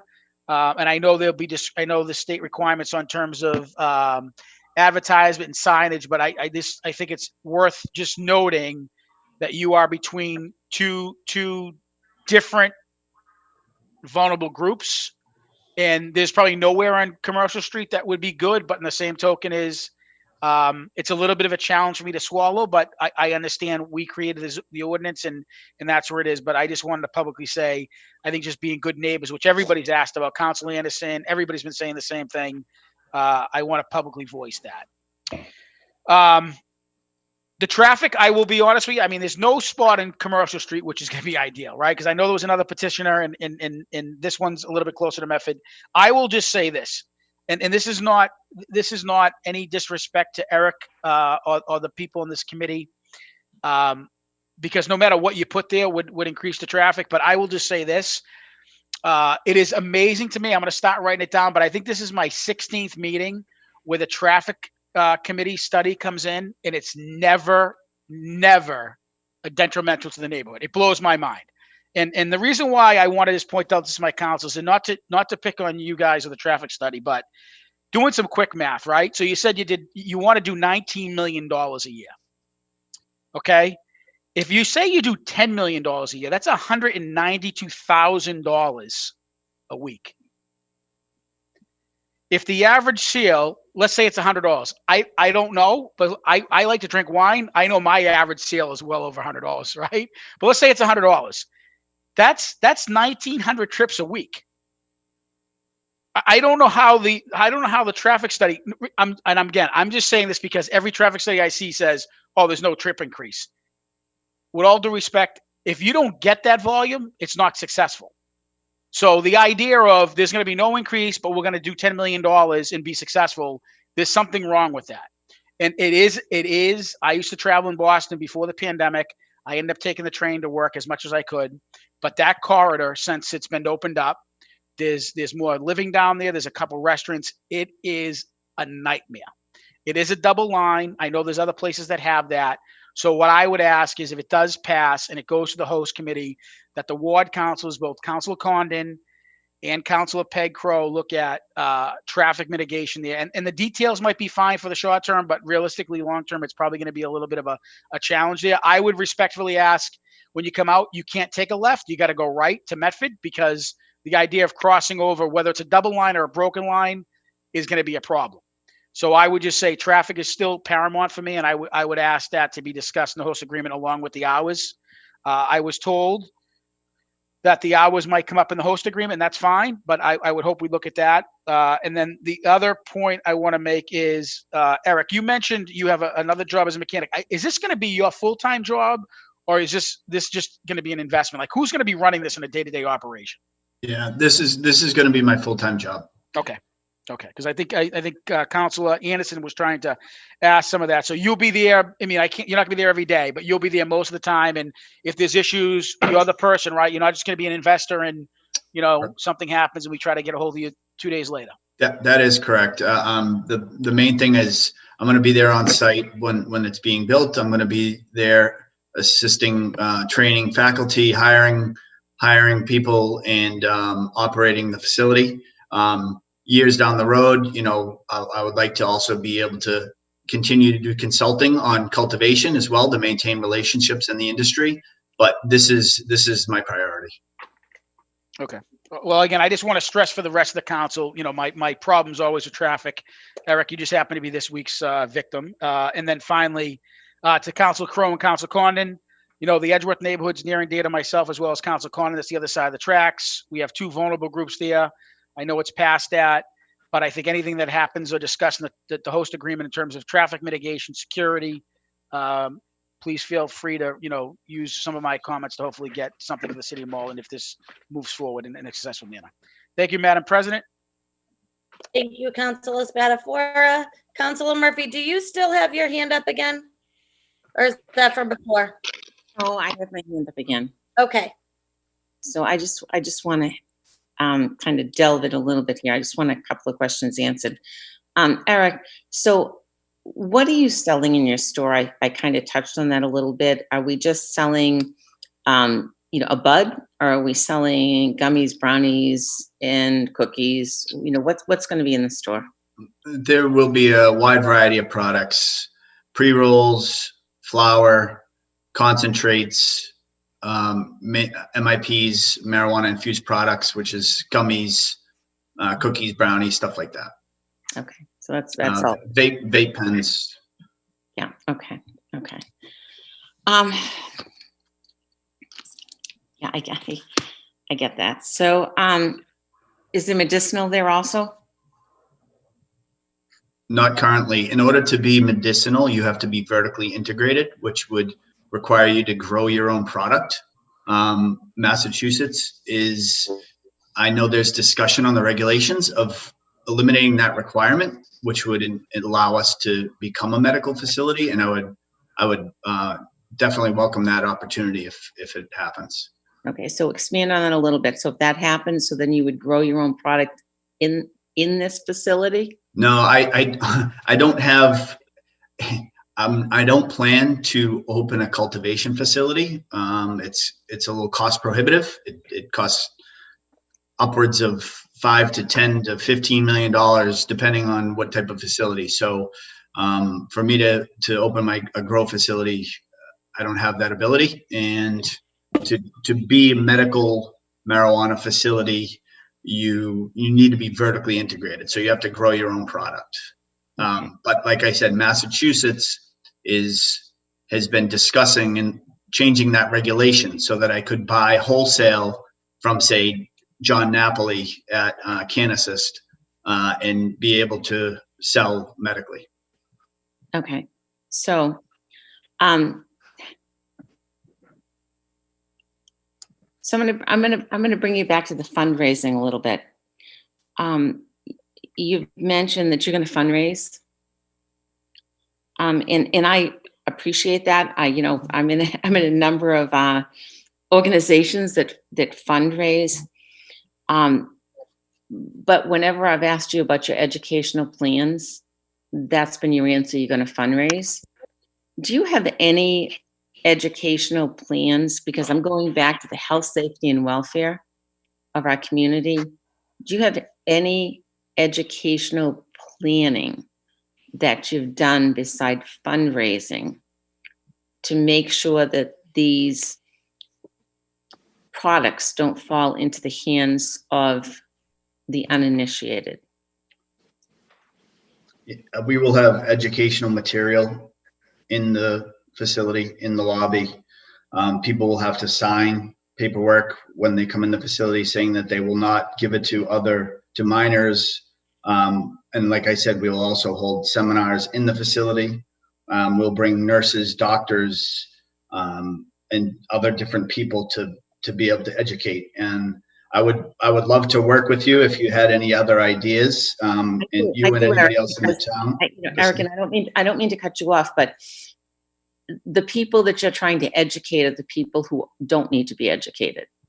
Okay, the people who need to be educated are the children who have not come into your shop. So doing a fundraiser or, putting educational material in your shop or talking to people who are coming in. Yes, I'm not saying that's not a good point of contact, but I guess what I'm saying to is, what about the kids in the high school? What about the kids in MTech? What about the kids that you don't want coming into your shop? It's kind of like, do you remember when cigarettes, used to be able to advertise on TV and magazines and you couldn't? I mean, we don't want this next generation coming in and doing drugs. Right. So I guess so from an educational point of view, I guess that's where I've been kind of driving in from, being on the board of MTech, being, an advocate of MOA, where do you see yourself fitting in our community to stop the spread of drugs in our community? And I know these are legal drugs, but how do you help prevent children from moving past that perspective? And I'm just going back to that, just one comment that Mr. McDonald said, health, safety, and welfare of the city. Well, if I could respond, Counselor, and certainly Mr. Gath could. You mentioned specifically outreach to particular organizations and groups within the community, right. Whether they're independent third-party outfits like you've discussed, or the school system. I mean, and I'll defer to Mr. Gath ultimately, but certainly providing or initiating an educational program within the community, I think, is something that Mr. Gath would be happy to become involved with. I don't know if he's the person who should be suggesting exactly what form that outreach takes. Perhaps that might be an issue better addressed at the host community meeting. I think it's certainly the kind of issue that the host community agreement ought to address. And Mr. Gath can jump in at any time. But for instance, if part of that, in addition to providing seminars on site, he were to provide something in the nature of a seminar or an available podcast for the target groups that you've mentioned, whether it's the MTech kids, the kids at Malden High or Mystic Valley or any other educational institution within the city. I think it's a wide open area into which both the city through the host community agreement and Mr. Gath in cooperation with the city can plug in any number of options. I don't want to pigeonhole him or restrict him to anything in particular, but I'm sure he'd be more than happy to consider anything either the council or the municipality would be suggesting or asking or even requiring as part of the community host agreement. Eric, am I wrong in that respect, or would you like to chime in? No, that's Patrick. That's exactly my response. I am happy to work with the city any way I can to help educate, whether it's high school, younger kids, elementary, and any way possible. And we're open to ideas. Danielle Lopalato is here to if she has any comments on that, but we will sit with you and go over and brainstorm different methods of education. And we're open to suggestions. Absolutely. If I may, hi there. So my background is actually in social work. I've been a social worker in the state of Massachusetts for over 22 years and working in all sorts of environments. Healthcare is one, and I think that, my interest in this whole industry really came about more on that medical piece and folks having the ability to access different products to help with any medical ailments that they're facing.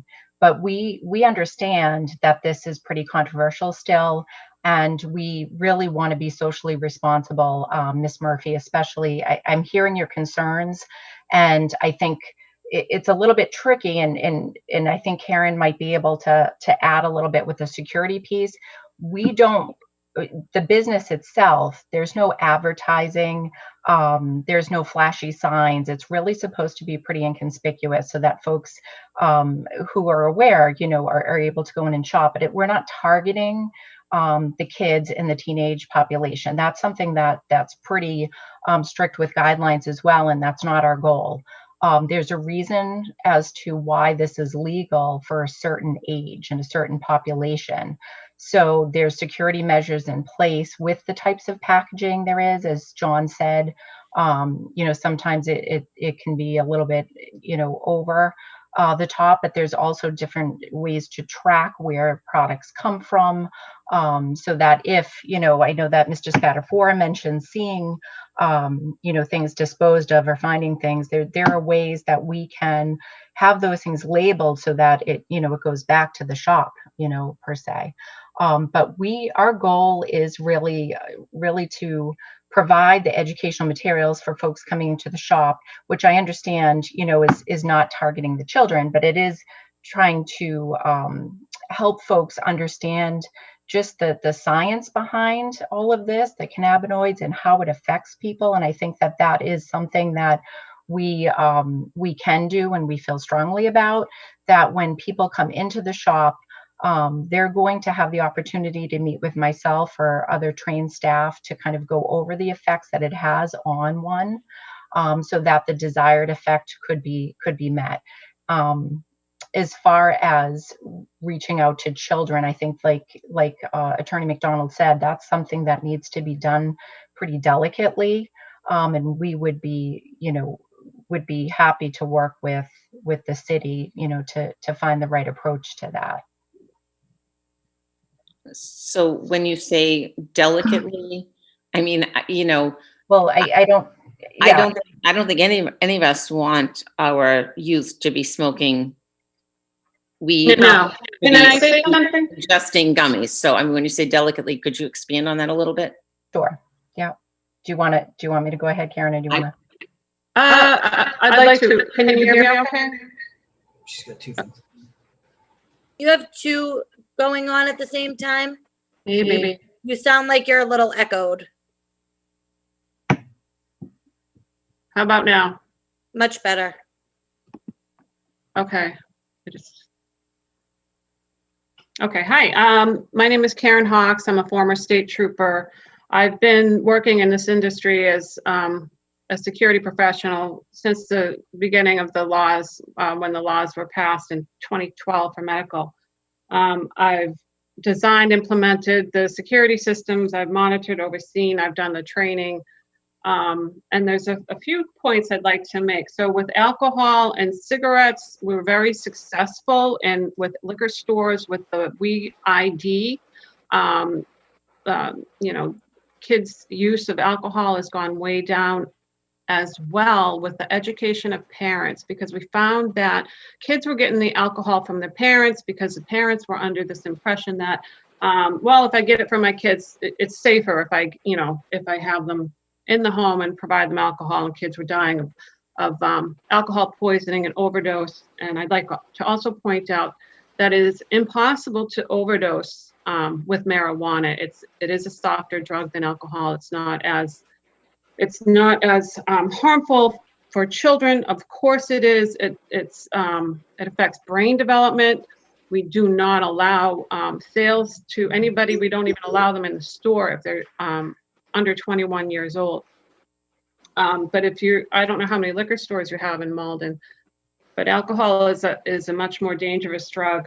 But I would say that the education to the parents, and we do educate the customers, and I think that is important because we have an anti-diversion program and policy where we educate the customers not to divert to children, to keep it locked up in your home as you would with your alcohol, with your prescription drugs, which are dangerous. Also, somebody had mentioned that the gateway effect. Marijuana is not a gateway drug. So if you use marijuana, you're not going to automatically go out and want to shoot up heroin. The gateway drugs that are seen, that the two most prevalent gateway drugs are alcohol and nicotine, not marijuana. So there is still a stigma that we're working on with this. Absolutely, we do not want it in the hands of children. We child-proof all the packaging. And as a former state trooper, I can tell you people under the influence of alcohol are much more belligerent. People under the influence of marijuana, it's a totally different story. They don't black out. They don't get sick. They don't, they can still walk and talk, and they don't slur their words. And alcohol is often involved with domestic violence. Never have I responded, and you can ask police officers that have they ever responded to a domestic violence involving marijuana? No, because marijuana, it calms people down. It actually relaxes the amygdala, which is that fight or flight part of the brain. Hey, Karen. Yeah. Hi, I'm Abby Gunther. We're the compliance team for Misty Mountain. And going off of what you're asking, Ms. Murphy, in our experience when we open the facilities, depending if it's medical or recreation, we respond to about 13 medical in Maryland. We reach out to the community and see what the problem is and how we can do it. Going back to what Danielle said, we don't put bells and whistles on our facility and try to educate. But the community dictates what you need. If there is an agency, and like Danielle's already reached out to, that's where we go. If we have to host these environments outside of the facility, but the great thing that we've noticed is when you do hire within your community, that's really who educates us. That's who can see who's next door. Everybody knows the community, and that dictates what we do. As far as the compliance goes and everything that we do as a team, everybody's trained on all the things about cannabinoids and everything that's on our staff. And again, when we open dispensaries or rec facilities, when we bring in the people within the local community, the local police officer is going to tell us what's going on. Yes. The local community is going to let us go on. But as far as when you say the security or the safety and the welfare and the education, it's really where the location of the facility is and how we do the outreach and who dictates how we outreach. So it's as far as all the education that's internal, as a patron, you can get that stuff and you are correct. But how do we educate outside? The community dictates how we proceed with that, because your community is different from what we deal with in Maryland or in California. And you can't do certain things, and some people don't want certain things done. So we don't want to, if we could put an education plan in place and it was specific to each community, that would dictate how we do it. We don't have an overall pamphlet and stuff like that because we wouldn't reach out to anybody until we talk to you, talk to the council, talk to the local community, talk to our employees, talk to the police officers. So, I mean, that I see where you're going with that, Ms. Murphy, but once we open, the location is the determining factor of how we proceed with anything we do. Like I said, the local community, our employees will know Bob down the street, and we'll know little Jimmy down the road, and we don't have this problem. They don't loiter. We don't have this bunch of children in the locations like that. There's just too many people in the community and too many adults that can see that. I hope we can answer your question about that, but I see where you're going with it, but it does dictate the location and the facilities and the organizations that we are able to outreach to and how you would dictate sponsorship of that. Abigail, may I ask you one question? So are you an investor? Or are you a consultant? I know you were introduced earlier, but I didn't catch it. I'm an owner. You're an owner. I had 10% in there. So you're one of the owners. So Eric, you said you had two other investors. So Abigail and Gunther are one of them, and yourself, and is there one on here? They have invested their time and their heart into the business. No money. They're 10% owner for their services. Okay, so you had said they were yeah, and as I said, pardon me for not having been through the PLEC process and just kind of getting up to speed right now. So are there any other percentage owners here today on the screen with us? No. Okay. Thank you. And I just also point out, one of the reasons we wanted to legalize marijuana is to get it away from the illegal market who sells to children. So if you legalize it, just like at the end of Prohibition, before Prohibition ended, anybody could get it. Kids could go anywhere to get it. We're putting them out of business. We're putting the illegal market out of business. We're legalizing it, controlling it, regulating it, because you don't know what you're getting out on the illegal market, and we're taxing it. It's a much better system to have it legalized than to have it illegal, because the illegal market is the market that sells to children. I don't disagree with you, but I also would say that there always will be a black or a gray market. So having said that, we can go both ways on that. Thank you very much for your time. Thank you, Councilor Murphy. Okay. Councilor Crowe, you have your hand up. Go ahead. Thank you, Madam President. I think all of these, these concerns are, it's the time and the place to sort of bring them up. But when we did put the ordinances, we did put minimum criteria that are in our ordinances that need to be addressed at the community host agreement. And health related is the local educational programs on public health and drug abuse prevention. It also includes operating conditions and financial conditions, and they'll be reporting to the cannabis licensing and the community support. Really the hiring preferences and commitment to use local vendors. So we did have these discussions when we first drafted the ordinance, and to make sure that we at least had those minimum criteria, that it was the community host agreement would address those. So just because I do think that those are important and we want to make sure that those are addressed solidly in that agreement. Are you all set, Councilor Crowe? Yes. Okay. So seeing no other hands up, we're gonna go to the next portion of the public hearing. Before we take some speakers in favor of the petition, Mr. Cochran is actually gonna give them directions on how they can raise their hand and speak. Thank you, Councilor Seeker. You can hear me okay, I assume? Yes. Okay, so for those residents that do want to take or do want to participate by public comment tonight, again, please wait for that particular section. You are either for or against, and when you are participating, you can do so as follows. If you're logged in using the Zoom client, please use the Q&A button at the bottom of your screen. And if you could, please indicate your full name and your home address for the record. If you are dialed in by phone only, the way that we'll be looking for your commenting or your desire to comment would be to hit *9 on your phone, which will raise your hand virtually, and then we'll look for you there. But again, we'll also look at, we'll look all around, but for those folks, because we did have a few folks early on that tried to raise their hand while the other discussion was going on.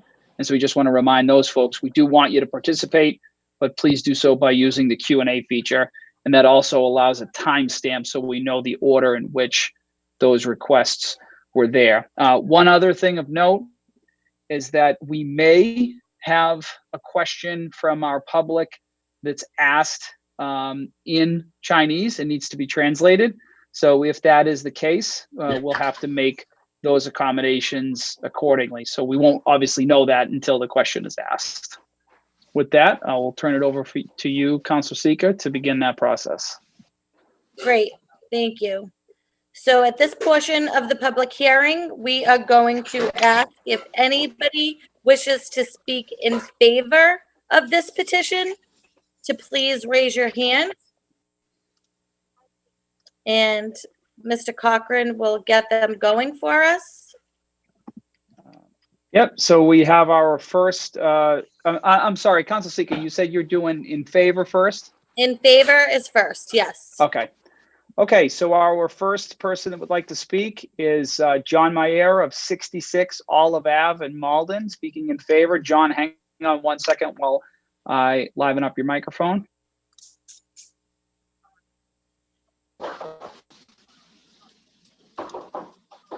Okay, John, you're good to go.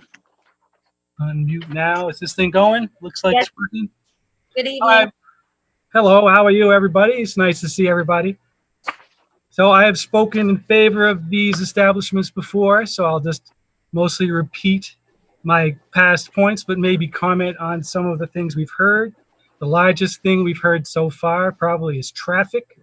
And while I understand that there are concerns, if you want to bring business into the city, you have to use the roads as one of the ways to get it there. And the only way to use the roads is to share them. And so the idea that we're going to have a vibrant community and businesses and people coming here to do things without them getting here doesn't work. Councilor Spatafora mentioned that he approximated 2,000 trips per week to get the $10 million. And by my rough math, that you could get that if you do it 7 days a week with 5 cars per minute for an hour a day. Now, the roads are easily able to handle this. And even if there are some problems, work with the establishment to solve them. You could have light cycles. You could do any number of things. Traffic concerns are not a reason to deny this permit.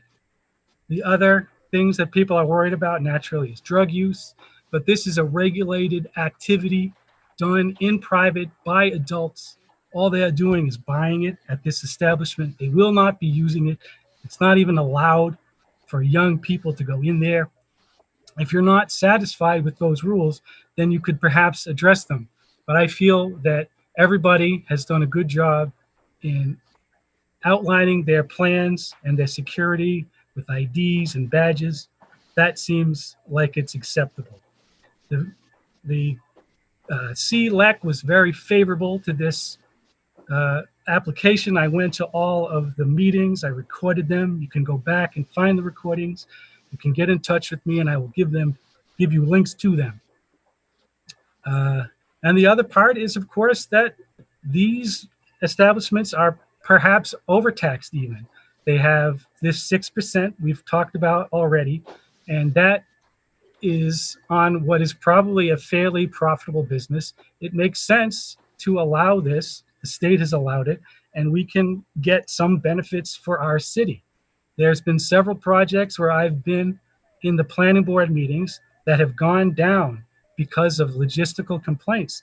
And if you repeat denying projects like this one and like other gainful businesses in this city because of logistical worries, you'll have what we have now, which is every year we have to cut budgets. We have to try to make ends meet because we do not have commercial activity, which gets the increased tax rates and takes pressure off of the homeowners from real estate taxes. So for all these reasons, I'm in favor, and I would urge the city council to vote in favor of this business and put conditions on that require them to address any problems that come up. So far, the stance of this group has been very willing to address any problems with you. Thank you. Thank you, Mr. Mayara. Anyone else wishing to speak in favor of this petition? Anybody wish to speak in favor? Okay, once again, just remind folks they can use the Q&A feature at the bottom of the screen to indicate that you'd like to speak by putting in your full name and your address for the record, and those that are dialed in by phone only can indicate that they like to speak by hitting *9 on your phone. We're going to give them a few minutes to, if anybody else is looking to speak, they're going to have to type their name and address. So we'll give them a minute. Anybody else wish to speak in favor of this petition? I'm seeing no indications either by raised hand or by the Q&A feature at this time. Okay. So hearing none and seeing none, I declare that portion of the public hearing closed. Next, we'll move on to anybody that wishes to speak in opposition of this petition. Anybody that wishes to speak in opposition? Okay, we do have a couple of people queuing up. And just to remind, we do have a person with the name Ann Z. Ann, please indicate that you'd like to speak by using the Q&A feature as you did before when we previously responded, and please put in your full name and your home address for the record. But with that said, our first person who would like to speak is Neil Kinnan of 11 Spruce Street. One moment while I free up your mic. Neil, hang on one second.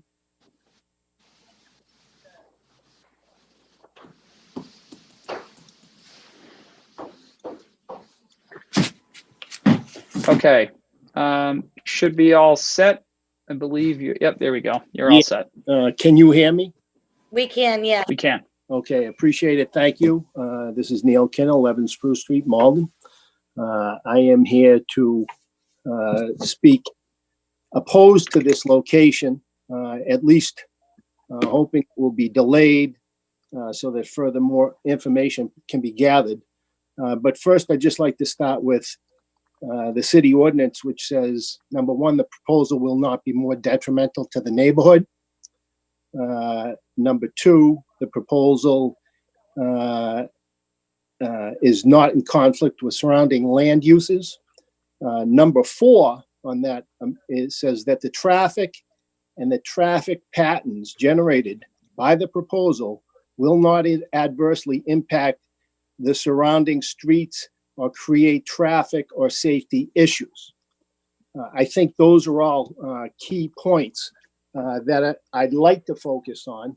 I'd like to focus on first impact with the interests of surrounding land uses. So I think it was Councilor Murphy who said that MTech couldn't be near something like this. It's a 250-foot buffer zone. The YMCA can't be within 250 feet of this. The YWCA can't be within 250 feet of this. And I think the council, along with the people who put this ordinance together, were wise in doing that. Now, I would bring up three things which will be impacted here that are all within 250 feet or less. The first is, and we need to look to the future as well as the current. The first is that currently Malden High uses the crew at the DPW site. The DPW site, when you add the additional lot, which is going to be combined with this lot, is inside of 250 feet, the entrance of the new park and the DPW where they cruise, where they will go down the path. The entrance to the new park will be within 250 feet. When you add the new lot, the daycare, the ABC daycare, our most vulnerable population, it is a Head Start program, is within 250 feet, no different than the daycare up at the YWCA, the daycare at the YMCA, and perhaps most important, and a most vulnerable group in the city, and I'm not sure how this got by the groups that approved this, but directly behind this location, within 100 feet, perhaps 80 feet, is the Project Triangle, which has not moved out of there. They still continue business there with a few of their groups. If that is not an educational facility, I don't know what is. And there are a number of groups there. So the council, just on that, would have to provide variance, at least for that. And I don't think you'd provide a variance up at the daycare where the YWCA is or the YMCA is. What makes the young adults that go to Triangle Inc. and the offshoot programs that are in that building any different than those at MTech?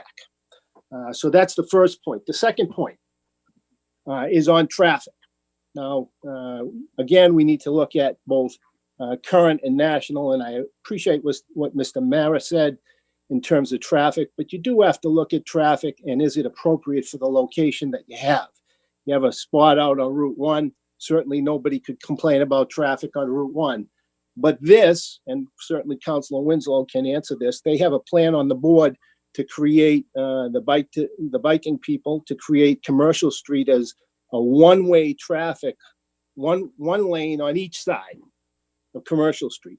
If that were to come to fruition, that's then going to close it down even more. You cannot go out of that location today because you cross a double, not just a double line, but a double barrier line, not going across. You can't take a left. You'd have to change. You can't take a right. You'd have to change that in order to do it. So today you have to take a right to go through Medford. It's the only direction you can go in. The people coming south into Malden can't take a left into this location today. So you'd have to change that as well, creating more safety issues. And so the numbers, if 10 million is the number, and the average transaction nationally is $49, the average transaction, at least through last December in Massachusetts, was $40, then and I don't think the traffic study people in Malden took this into consideration. You do the math. If you take 10 million and divide it by 40, you're gonna come up with numbers closer to 300,000 trips in. And that's 300,000 trips in and 300,000 trips out. Even if you take that down by half, you're then talking 150,000 trips. And this group, and I would again say, look to the future. This group has stated that they're going to grow this business. That is a great thing. But they're going to grow. The last business I saw had somewhere, in the neighborhood of growing to 20 million. So then double your traffic in a few years. And as the price comes down, because the price will come down as competition comes, you will have more of an issue with traffic if they're going to meet their numbers. So you're talking more like 700 to 1,000 cars a day. And as we all know, those cars, they come at certain hours. To Councilor Condon's point, those cars come later in the day, and those cars come on Friday nights, Saturdays, and Sundays. And if you look at that traffic in that corridor, even on those days, which is about 40% of the time, according to studies in Massachusetts, even on those days, the traffic is brutal. Now, that wraps up the traffic portion, but that's going to come in and out of Medford Street to a large extent. And Medford Street today, and I've put pictures online, you've all seen them, pictures online of Medford Street on every day of the week is a nightmare at certain hours. Those are the hours they're going to be coming and going. Then further, you look at where this location is. If you go up Route 93, in Massachusetts, we're banned in Everett, we're banned in Stoneham, we're banned in Wakefield, we're banned in Woburn, we're banned in Wilmington, we're banned in Andover, we're banned in North Andover, we're banned in Reading, we're banned in North Reading, Winchester, Linfield, Medford. You can drive all the way up on Route 93 from Malden on the west end to New Hampshire and not hit a town that has one in it today. All right, and they're all banned on the way up there. Now they could go up elsewhere, but this will be one of the first stops. So again, their business plan, I won't argue with their business plan. Is it more detrimental to the neighborhood? I think it's almost impossible to argue that it's not. Now, the other thing I will bring up is equity and access. That is a big thing today for all of us, right? Well, you had the highest turnout and active Asian turnout in the history of this city for anything on this issue back before COVID struck. And the highest turnout from the Ward 2 neighborhood, which, pardon me to Councilor Crowe, even though this is in her ward, Ward 2 and the neighborhood of Ward 2 is far closer and likely to be more impacted by this than any other ward, by far. And everybody knows that. They're not coming in from the other side. They're going to come in through the Route 93 side for the most part. So then you had the group that turned out, and it's the Asian population, engaged, doesn't want this to happen. Everybody in this and everybody in here has seen it. They know it. So why would we force it on that neighborhood? And by the way, that neighborhood did not vote for this. The lowest turnout for marijuana in the city in a presidential election, they didn't vote for it. Councilor Condon knows what that means in a municipal election. It wouldn't have passed. So I'm with him on that. Is it more detrimental to children? For somebody who has studied this issue extensively, I can tell you that it is. Teenage marijuana use associated with higher rates of schizophrenia, and more often teenagers used marijuana, more likely they were to develop schizophrenia later in life. Compared to people who never used marijuana, those who used the drug no more than 10 times by age 18 were 1.3 times as likely to develop schizophrenia as adults. The legalization of recreational marijuana, you want to talk about safety, has increased the automobile collision claim frequencies in both Washington State and Colorado, 12.5% and 9.7%, according to the Highway Loss Data Institute in April of 2018. 12% of all fatal traffic accidents involved drivers who tested positive for marijuana. A survey found that 48% of current cannabis users in the United States think it's safe to drive on cannabis. 17% of current users said it's very safe, and 31% said it's somewhat safe to drive high. Those are going to be coming through our neighborhoods. It would be good out of Route 1. University of Michigan Addiction Center, another study, found that 1 in 5 reported to have driven while very high within the past 6 months. Whereas, as the officer stated, and she's correct, alcohol is worse in many respects, but normal alcohol users do not drink to get drunk, whereas normal marijuana users smoke to get stoned. The way people use marijuana is never comparable to normal alcohol use, but it's comparable to binge drinking. Marijuana is not the same for alcohol in the state of Massachusetts because alcohol package stores exist in almost every city and town. You do not have to travel to and from Malden to get or to restock. The average density of marijuana outlets is related to higher rates of property crime in spatially adjacent areas. This is according to Freisler. In a 2016 study, crime does not necessarily occur within the specific blocks within the outlets are located, but occurring in adjacent areas. Those adjacent areas are where? Ward 2 and Ward 1. Young adults who live in neighborhoods with more medical marijuana dispensaries use more frequently than their peers and have more positive views of the drugs. A California study of 2016-17 by the Rand Corporation. The same when studies were conducted on recreational marijuana facilities that just little data on illegal since 2014 occurred in Colorado and Washington. An additional 1 dispensary per square mile in a zip code was cross-sectionally associated with 6.8% increase in the number of marijuana hospitalizations with marijuana abuse dependence code. This means a 6.8% increase in medical aid calls compared to current for both police and fire every time a medical marijuana operation opened.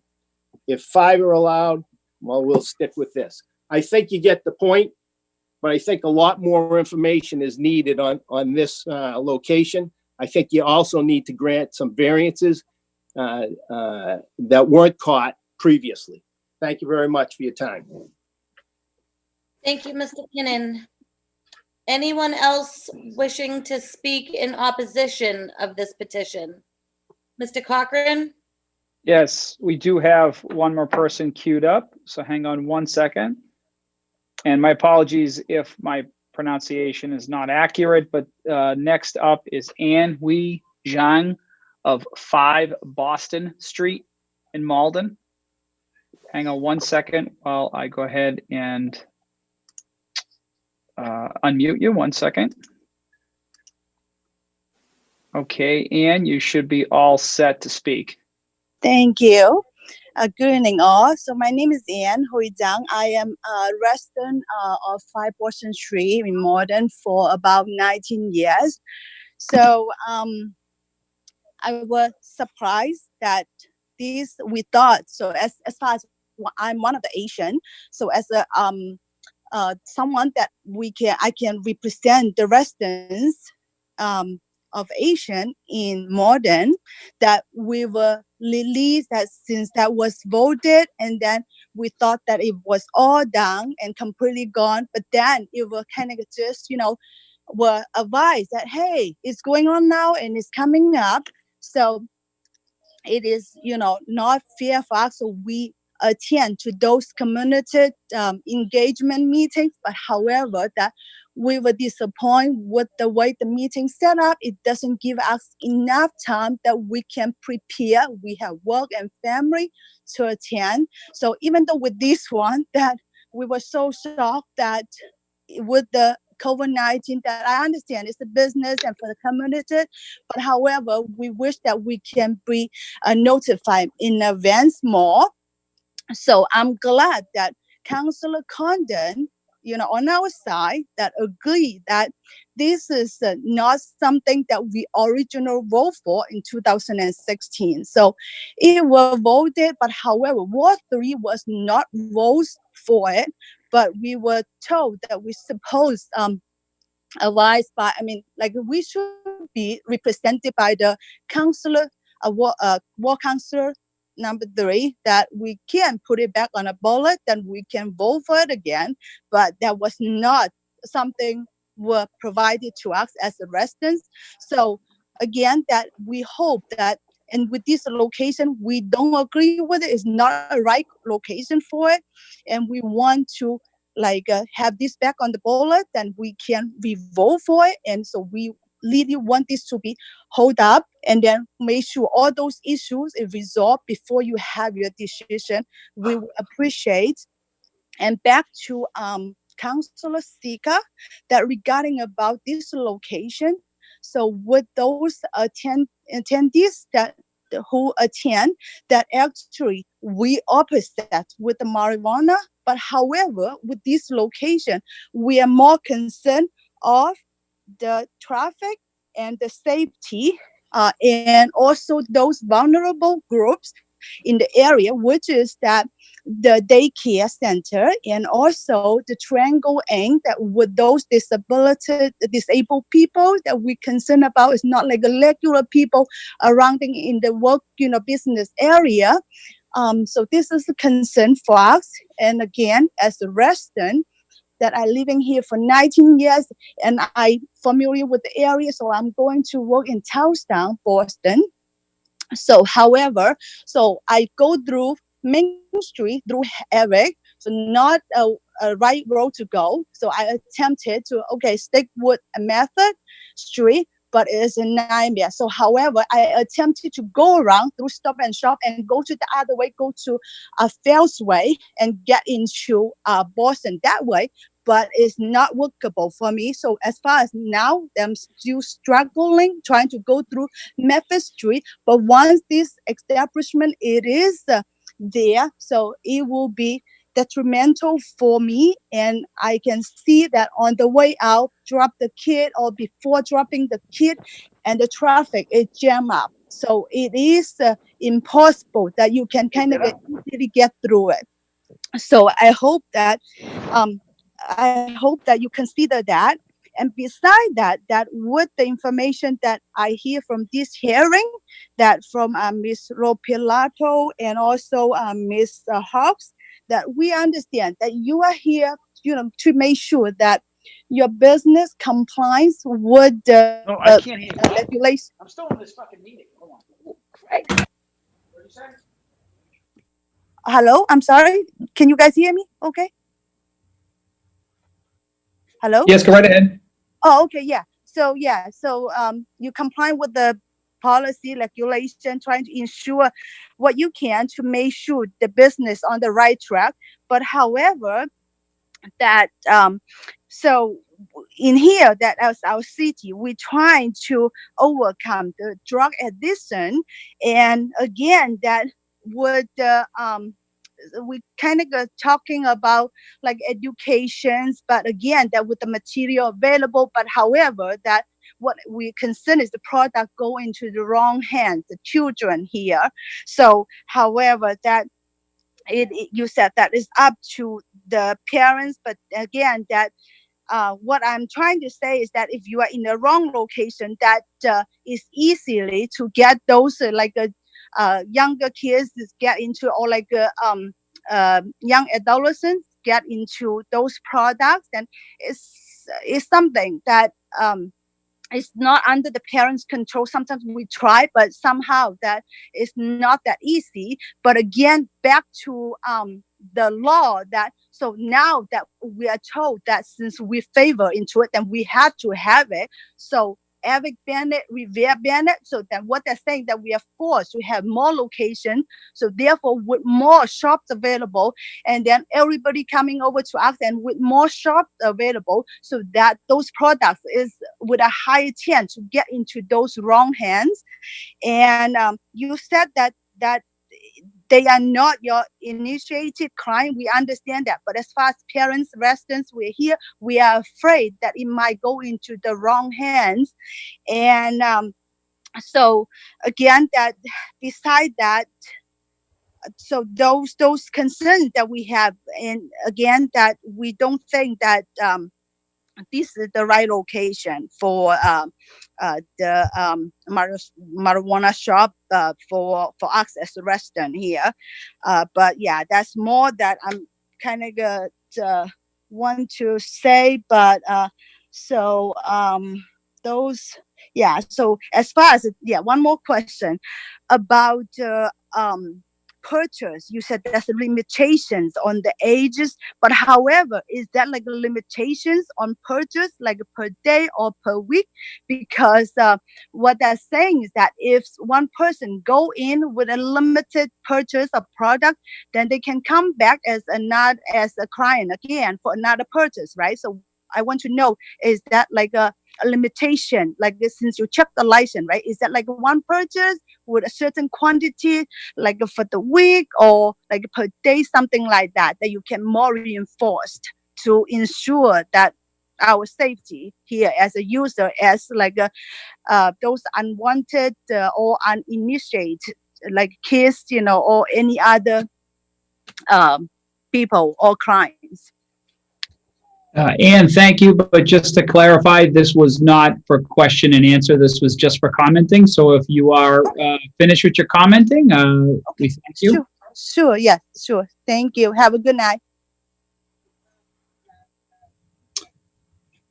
Okay. At this point, we're just going to wait another minute just to see if anyone else is queuing up to speak. At this point, I don't see any, but just once again, if you'd like to speak, please click the Q&A button and put in your full name and your home address for the record. And if you are dialed in by phone only, you can hit *9 to indicate a raised hand, and I will look for that as well. So we'll just give it another minute. Councilor Sika. Thank you.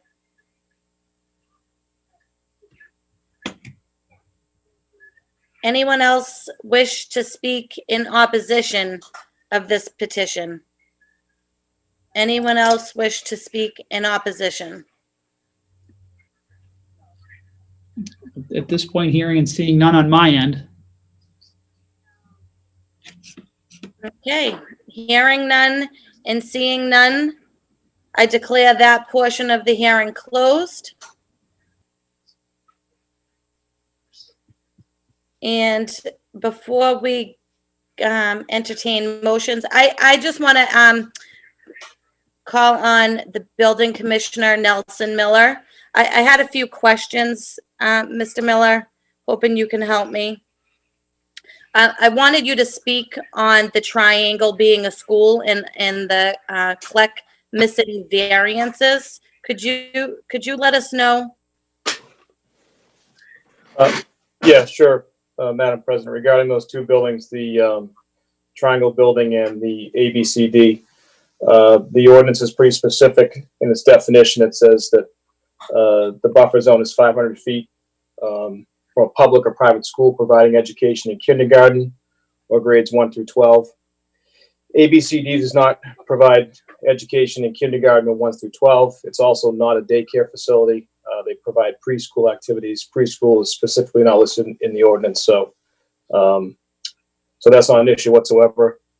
And to classify the triangle building as an educational facility is a stretch. It's not an educational facility in kindergarten and 1 through 12. It doesn't have an occupancy as an educational facility. It is a building that brings people in to teach them certain things, but it's not teaching grades 1 through 12 or a kindergarten. So there are no variances required for those two locations. Great, thank you, Mr. Miller. I don't see anybody with their hands up. Councilor Crowe, would you like to make a motion? First, I'd like to make a statement. I hear all of the arguments and all of the concerns, and I too am one that did not vote for this, but now I'm, we got to deal with what the people did vote for. Although it is a slim margin, I do, people have won seats back from less. I just feel where I was struggling with all of this is we put in the zoning, we asked them to find a place within or an overlay. They did that. We put lots of steps in. The petition has follow through with all of those steps to the satisfaction of the licensing committee that we have in Malden. And we're still sort of struggling with that. As he mentioned, doing appointment only, and then we could put that in for the 60 days, and we can extend that if it's really working. A detail officer, and some other steps. I actually would add that, again, for the traffic, that we maybe add into the condition requiring that the petitioner work with the peer reviewer or the city officials to design a plan that regulates the access and egress that would include the signage, the pavements that Council Winslow had talked about, some of those markings, and see what the actual best plan is for the city. So I would like to add those. We all got the planning board recommendations, and that recommendation is to send to us and to grant this permit with the conditions as Attorney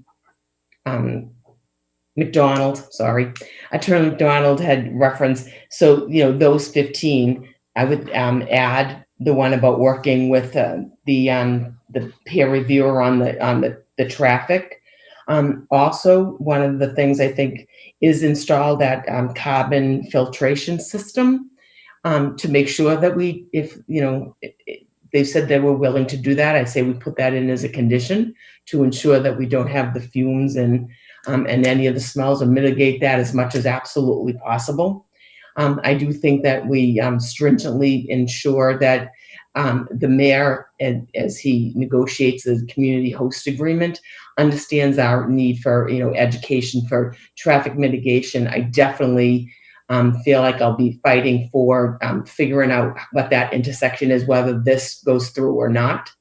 But I think we've put a lot of conditions. We've asked all 18 that have come to the cannabis licensing to jump through a lot of hoops, and this petitioner has actually done it.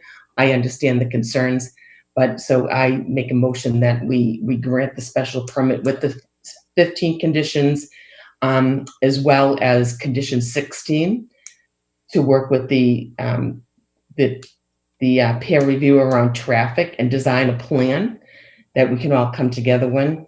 Install the filtration systems, and again, they've already agreed to, but we could put it in there at least for a minimum of the first 60 days. It's by appointment only, and there is a detailed officer if they can get one from the 3 to 7. I think actually having a detailed officer might help us gain some other information into what some of the traffic patterns are and how we best address those. So that's my motion. Great. We have some hands up now since Councilor Condon, you're first. And you're muted, Councilor Condon.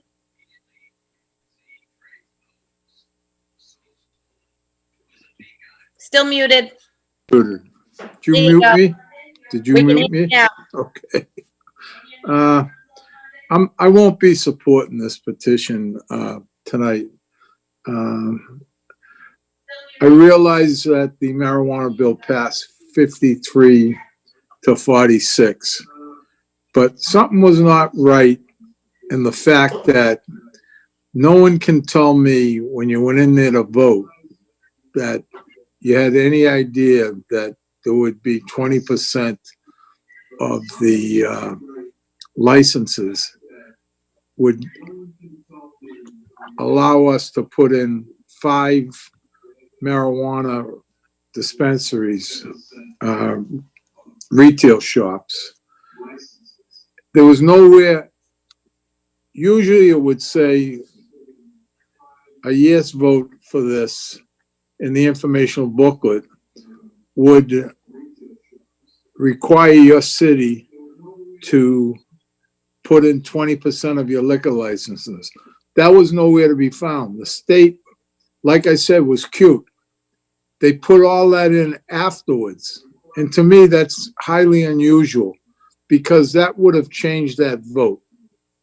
I believe it would have not passed and probably would have went down by 10%. That's why I hope, no matter what happens here on this vote or the one next week, that we go about our business and make sure that we get it on the ballot for next November to not allow any more than what's already been allocated. We have the right to do that. They made it real easy for the cities that said no, not to have to get them. So it was easy for those cities. Very difficult once our people voted yes. And it's you can't win on a vote like this because you got 53-46, 53 for, 46 against. But I think I know I ran across it. People had no idea that the dispensaries were coming along with that vote. They really didn't. And I believe that a lot of my fellow councilors know that too, but that's hearsay now, but I'm still voting against this. Thank you. Thank you. Councilor Murphy, you're next.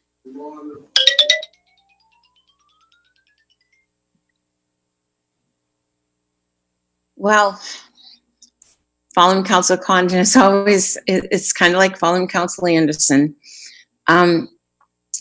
This is probably the hardest vote I've ever taken. And, you know, I look back on just talking with fellow councilors who were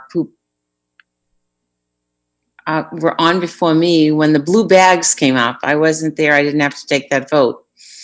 And a lot of them stood by what they did, and they took some hits for it.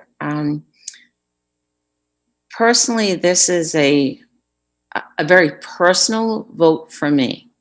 You know, we heard last week from Councilor Linehan talking about, you know, soccer people being mad at her because she didn't vote for Roosevelt Park. That doesn't impact people's lives. This is something that truly has an impact on people's lives. And I struggle with what I'm going to do here, because Ward 5 voted for this, but I'm not in favor of this. So how do you come to grips with that type of a vote? I really believe, in my mind, at this point, that it lays in the hands of the host agreement.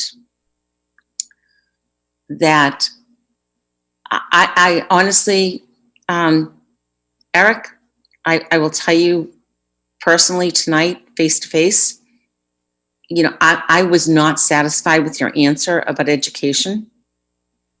Okay, just, you know, I'm not gonna BS you, okay?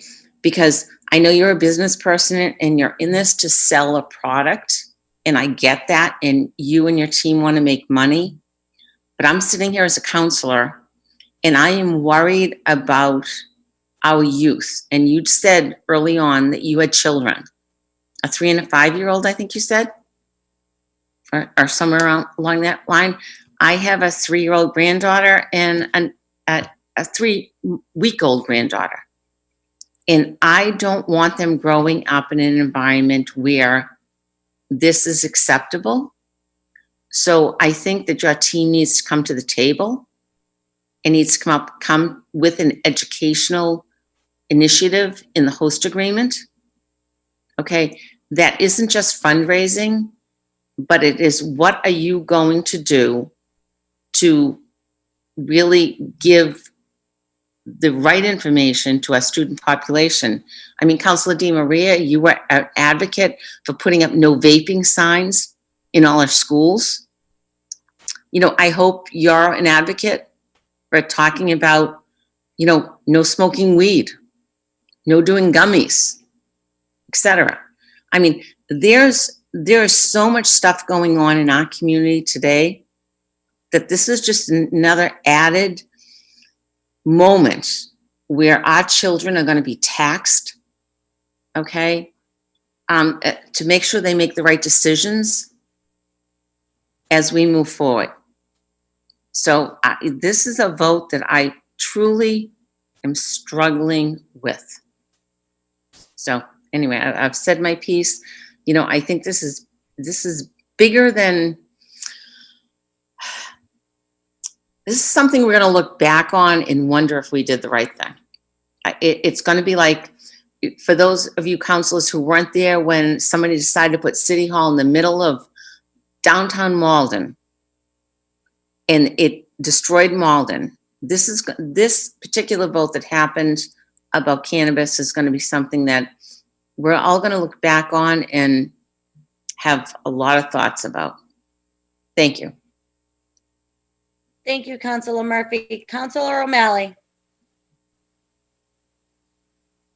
Thank you, Madam President.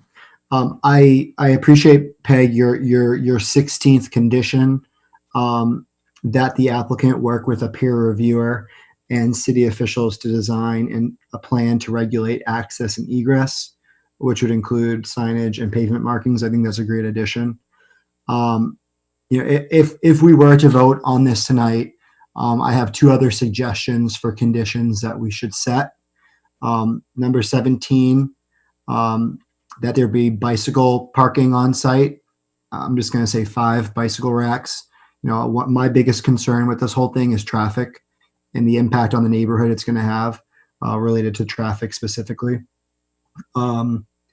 18, a requirement, and this could already be in the conditions, but 18, a requirement that a special permit is only valid with a 5-year term community host agreement. But, you know, I think that the discussion that we had earlier about whether or not my apologies, I'll put my video on. The discussion earlier about whether or not you can take a left turn at that particular location, I think is really important. I don't know if I can share my screen. I brought up Google Earth for this particular situation to see what it would be like. Can everyone see my screen? Yeah? Yep. Thanks. Okay, so I used to use River's Edge as a starting point. And I said, okay, if I want to get to 323 Commercial Street, how is Google going to bring me there? Because that's probably what 90% of people who are coming from outside our community are going to do. And as you can see here, even Google knows you're not supposed to take a left there because it's like 2 sets of double yellow lines. And so what it's actually suggesting is that you take a U-turn north of Medford Street by Paradigm Precision. And if everyone who lives in this area and who travels through here, you know, having people take U-turns on Commercial Street is going to be a dangerous thing. So I think it's really important that we figure out how people are going to get in and out of this facility. I brought up a map. I mean, a Google Street View image of this. You can see this looking north. The building on the left is the building that we're talking about. There are 2 sets of double lines here, and there's a sign that says no U-turn. You're not supposed to take a left here. Now, as we all know, these signs and any trees in these type of islands go missing a lot because of the plowing operations. And so while this sign is no longer there, it still holds true that you're not supposed to be taking a left here or a U-turn. So because of these two, because of the traffic situation, I do think it makes sense that this egress and access discussion be fleshed out a little bit more. So Councilor Crow, if possible, I would move that we table this discussion in this public hearing until the applicant can figure out the proper entering and exiting on this particular facility. Because I do think it's going to have a major impact on the neighborhood. And the specific ones that I would be referring to is condition 1, the proposal will not be more detrimental to the neighborhood. Condition 4, that the traffic and traffic patterns generated by the proposal will not adversely impact the surrounding streets, traffic or safety hazard.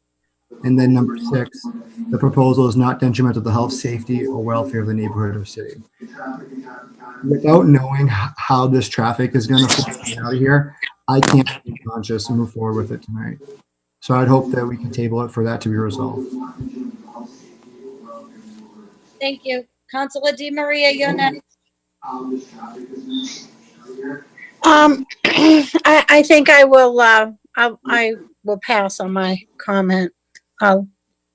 Thank you. I'll yield the floor. Never mind. Okay, so Councilor, any other hands up? Hold on, Councilor Winslow. Did I apologize? Councilor Winslow, go ahead. You know, I understand as a community we've struggled about, you know, whether to go ahead and allow this to happen. I mean, we have been following along with the law as it's laid out. I know personally that there are a lot of constituents out there that I am surprised that are marijuana users. I'm not one personally myself. I wouldn't recommend it, but I do see, in my perspective, is that we've chosen a path to set up a licensing committee and a rigorous enforcement mechanism in the future to really make sure we protect and that only adults over 21 will have access to the store. I mean, I do agree, in spirit with Councilor Murphy's comment that we want to have a host agreement where it's, that there's real and substantial education that continues and that there's resources dedicated to all sorts of addiction in Malden. So I think that's one of the things that we can ask the mayor in terms of money that comes in from this.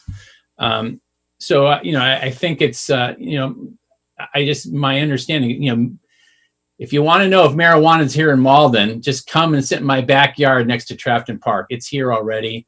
I think by having a well-regulated scheme and knowing who the businesses are, I think that's the best way to try to regulate this.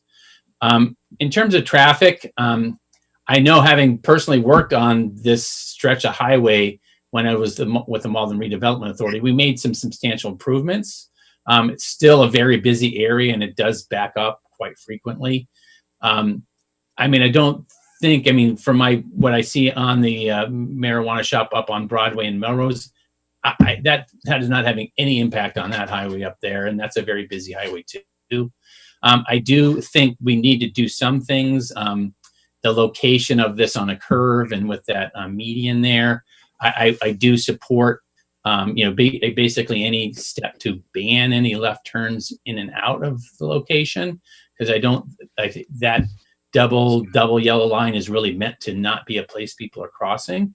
So that's one of the things. I would say definitely supportive of the striping plans, making sure that it's 400 feet in either direction from this business up to Medford Street past ABCD on both sides of the road.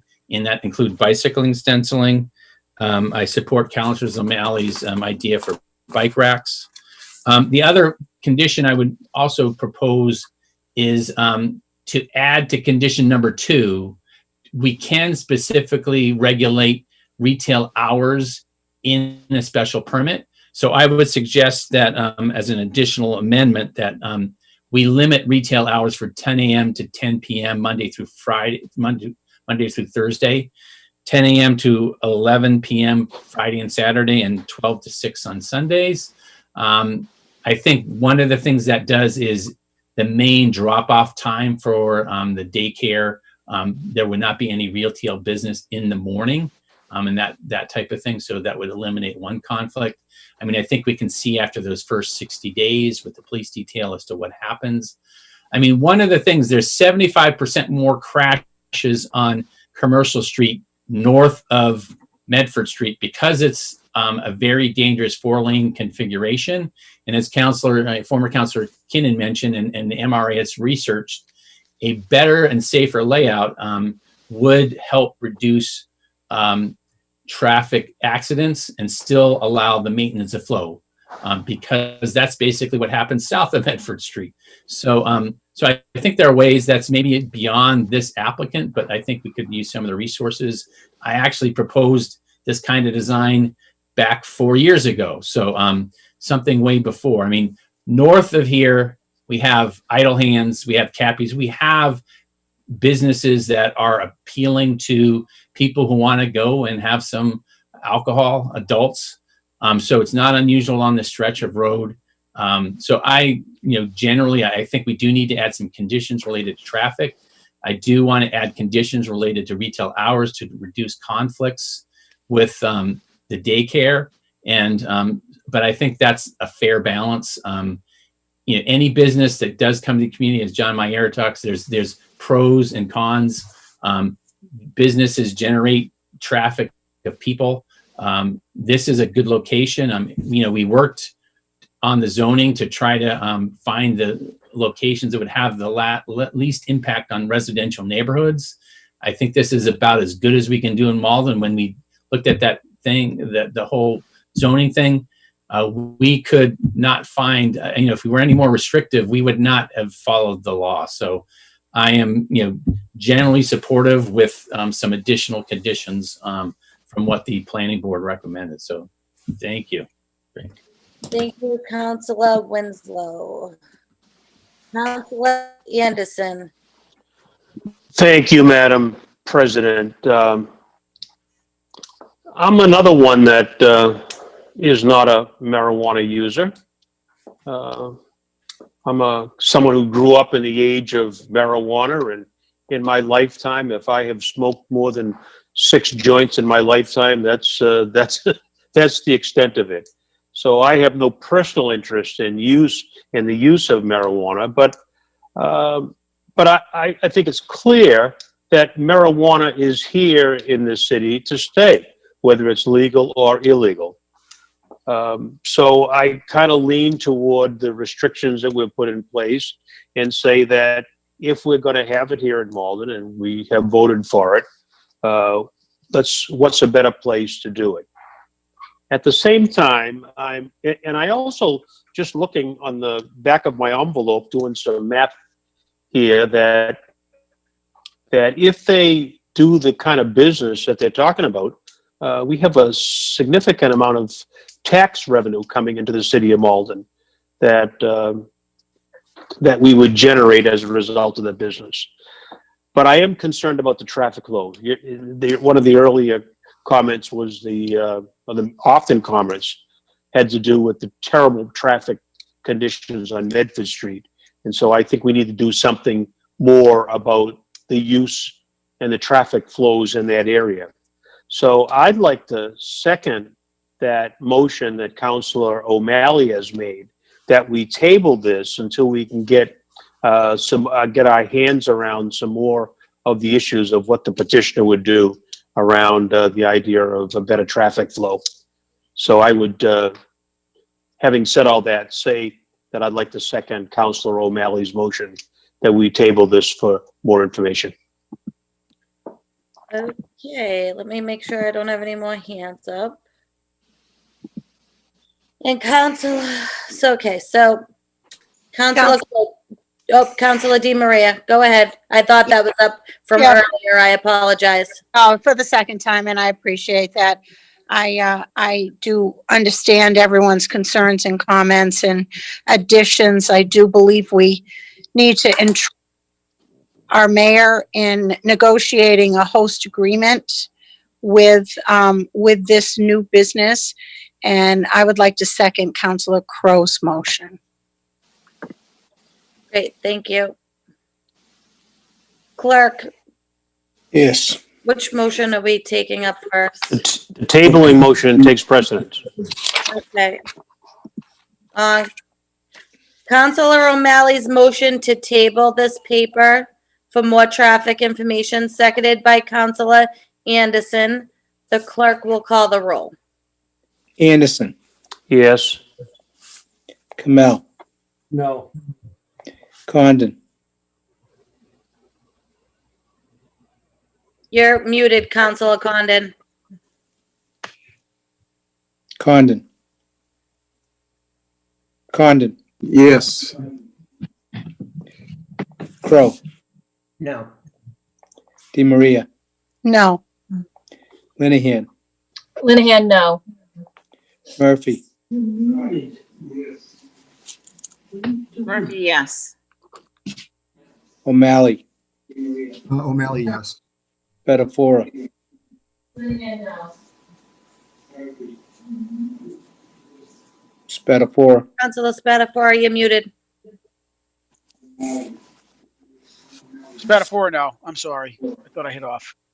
Winslow. Winslow, no. Sika. Sika, no. Motion fails 7-4. On Councilor Murphy's, Councilor Crow's motion to, what was your motion again? I'm sorry, Councilor Crow. To grant?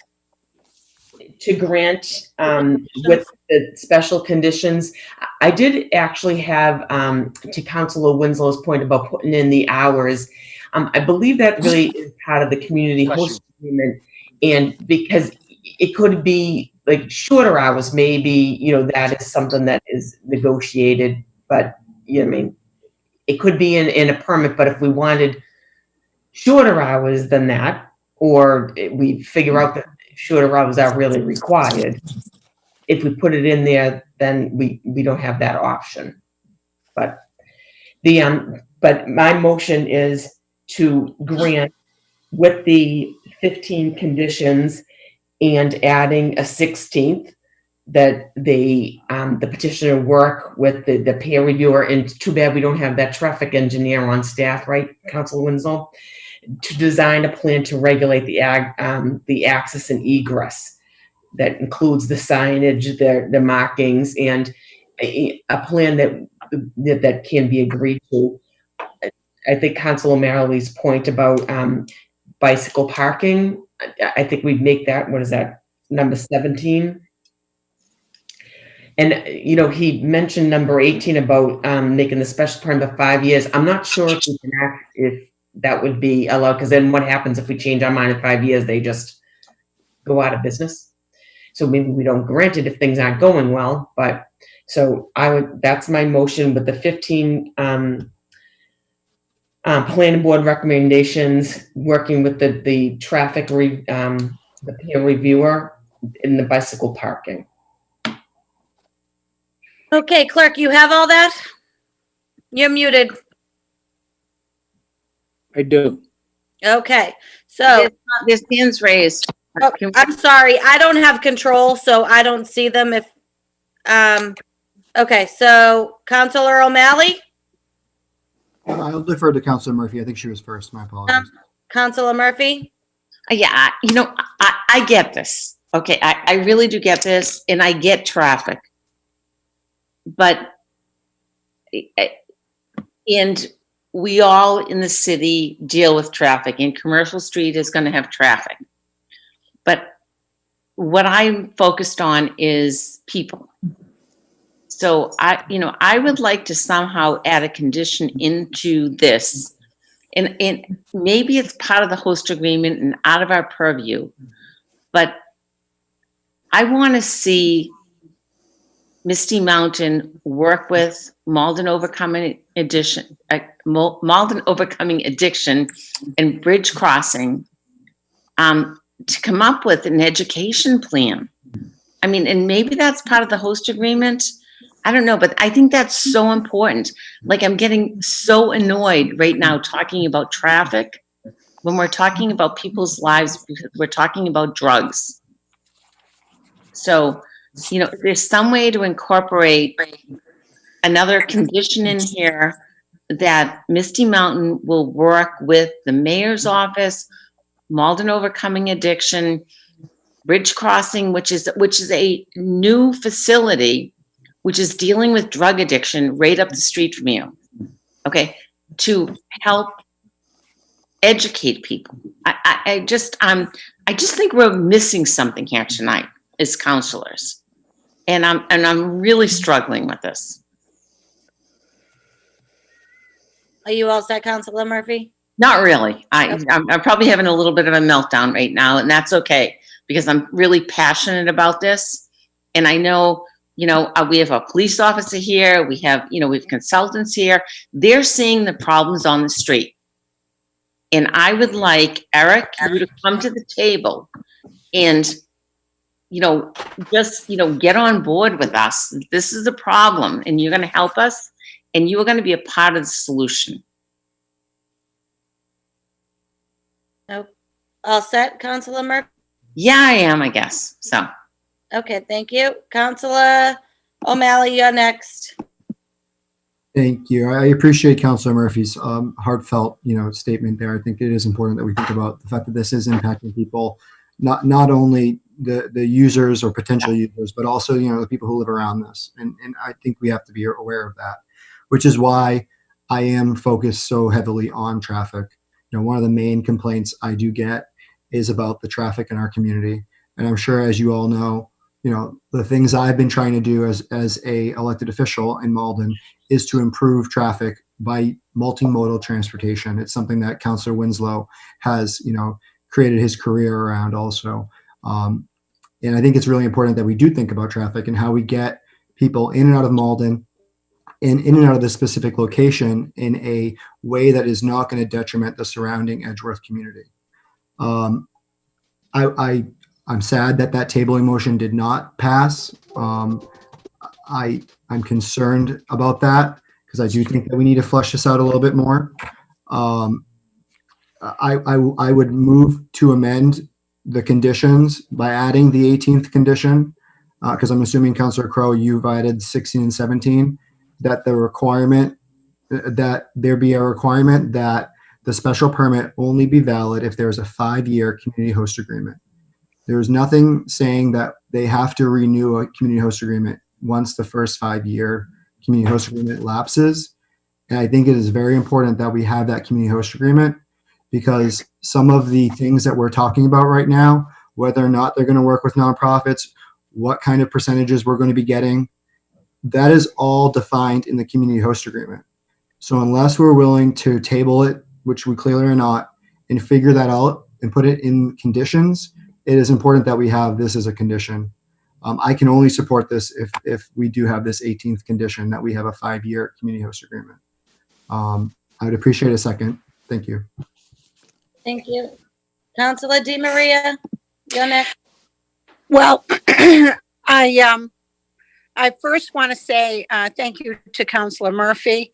And I'm just wondering if Councilor Crowe could make an amendment to the motion to add that Misty Mountain work with our Malden Overcoming Addiction, because I do think her comments are valid and it's very heartfelt, and I totally appreciate that. I'm not quite sure. I'm just trying to connect the dots here with Councilor Murphy's comments and Councilor Crowe's motion. Councilor Crowe, would you, through the chair, would you be willing to add that to the motion? We can add that to the motion. In the ordinance itself, we have minimum standards, and one is support our local educational programs on public health and drugs. And so I do think that those are what happens in the community host agreement. We can put it here that they're going to work with that.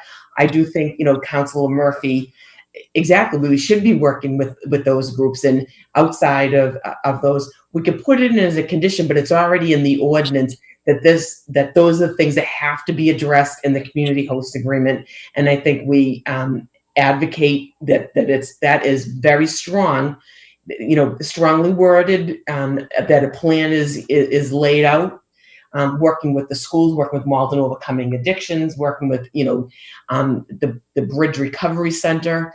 But it is in an ordinance, so I don't know if it needs to be a condition because it's already in an ordinance, that it has to be addressed in the community host agreement.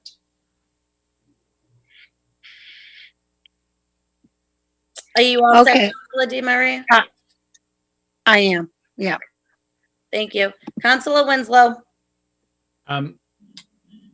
one suggestion I have related to that, like final condition there, would be to have the requirement be that Misty Mountain come before the council and present its plan.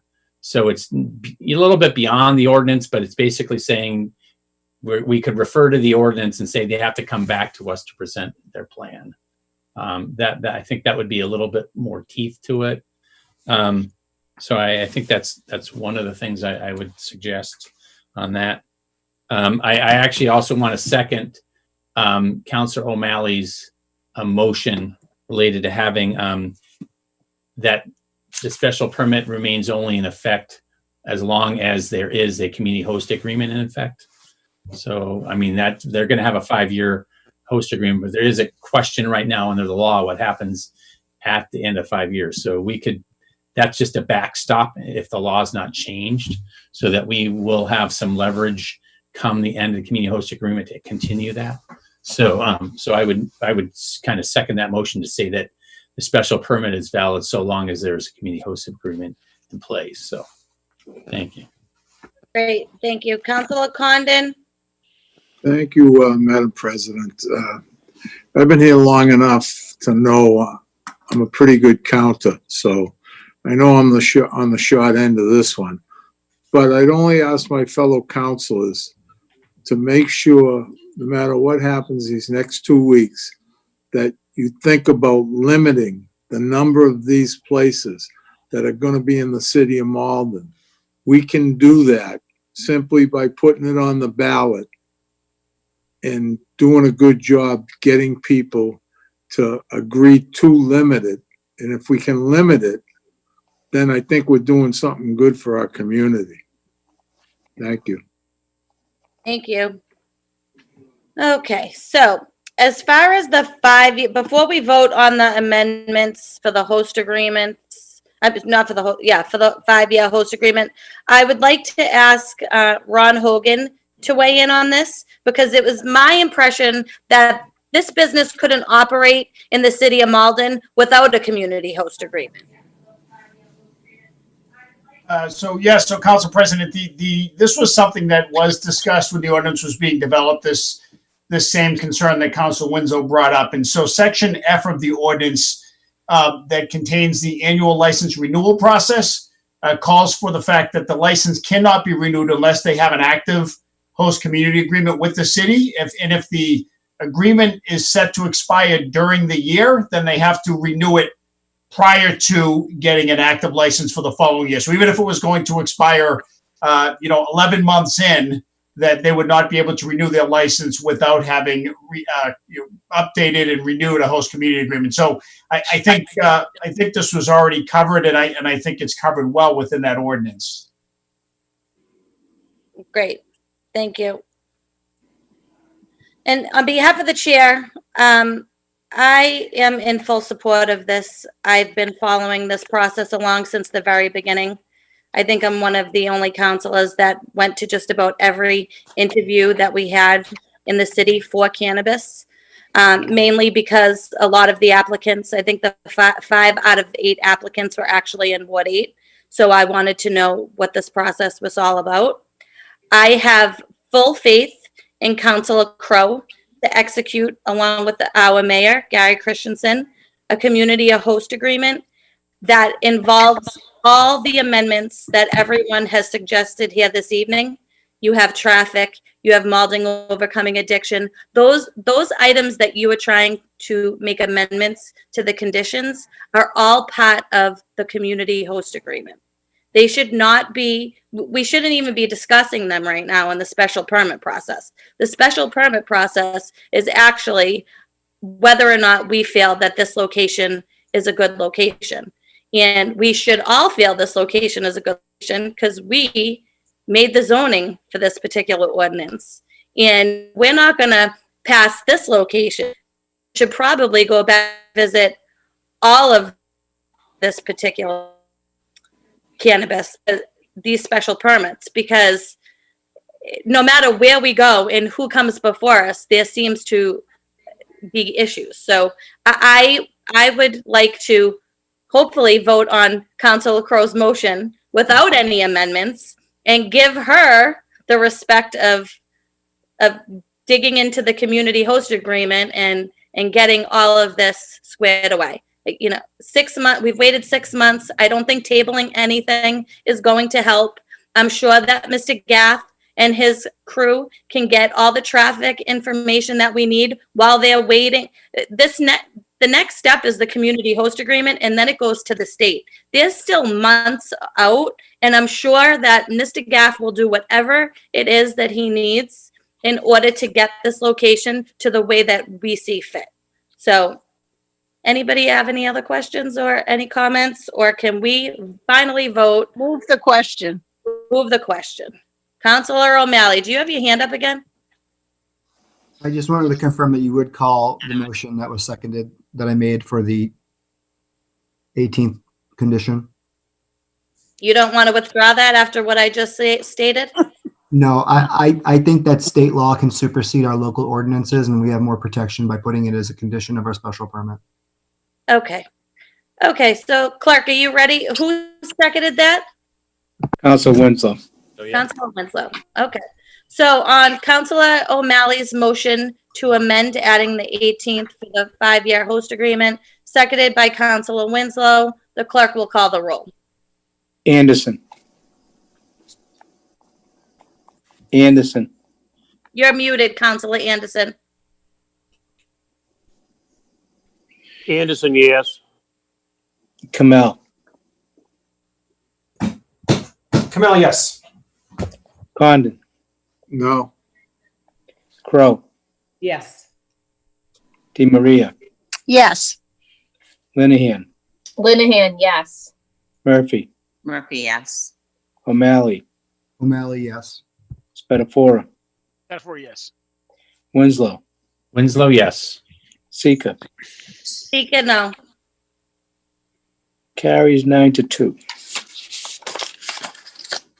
Okay, so now we have Councilor Crow's motion, seconded by Councilor DeMaria, to grant this petition with the following conditions, with the amendment adding the 18th. The clerk will Right. call the roll. Anderson. Yes. Kamel. Yes. Condon. No. Crow. Yes. DeMaria. Yes. Linehan. Linehan, yes. Murphy. No. O'Malley. No. Spatafora. Spatafora, yes. Winslow. Winslow, yes. Sika. Sika, yes. Petition is granted 8-3. Permit is granted 8-3. Okay. The docket is clear, clerk? It is. Okay. Do we have a motion to adjourn? So Motion moved. to adjourn. On Councilor DeMaria's motion to adjourn, the clerk will call the roll. Anderson. Yes. Kamel. Yes. Condon. Yes. Crow. Yes. DeMaria. Yes. Linehan. Linehan, yes. Murphy. Yes. O'Malley. Yes. Spatafora. Spatafora, yes. Winslow. Winslow, yes. Sika. Sika, yes. Meeting is adjourned. On behalf, really, I just wanted to say good night. I should have said good night. Thank you for coming, all of you. You're Now welcome. you're gonna have to get counsel since, we're putting our out on faith speech. Yeah. That's my speech, isn't it? It is. Yeah. You can take it, Councilor Crow. Nope, go right ahead, Counselor. Yeah, what I have said to other petitioners when other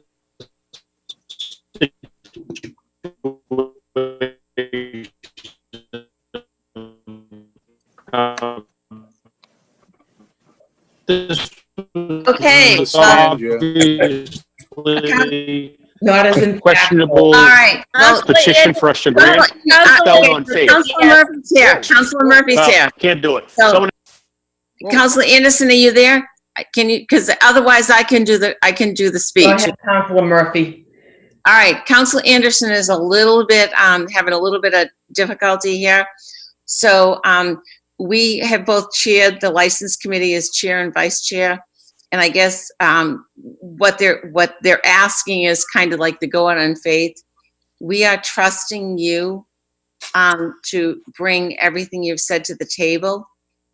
This has been granted, and we want to see you succeed, and we want to see you be a participant in the Malden community and be an active partner with us. And we hope that we've made the right decision tonight, and we will give faith to the fact that the council has made a good decision tonight. God bless. And, we hope your business succeeds. Thank you. Thank you very much. Good night, everyone. Good night. Good night.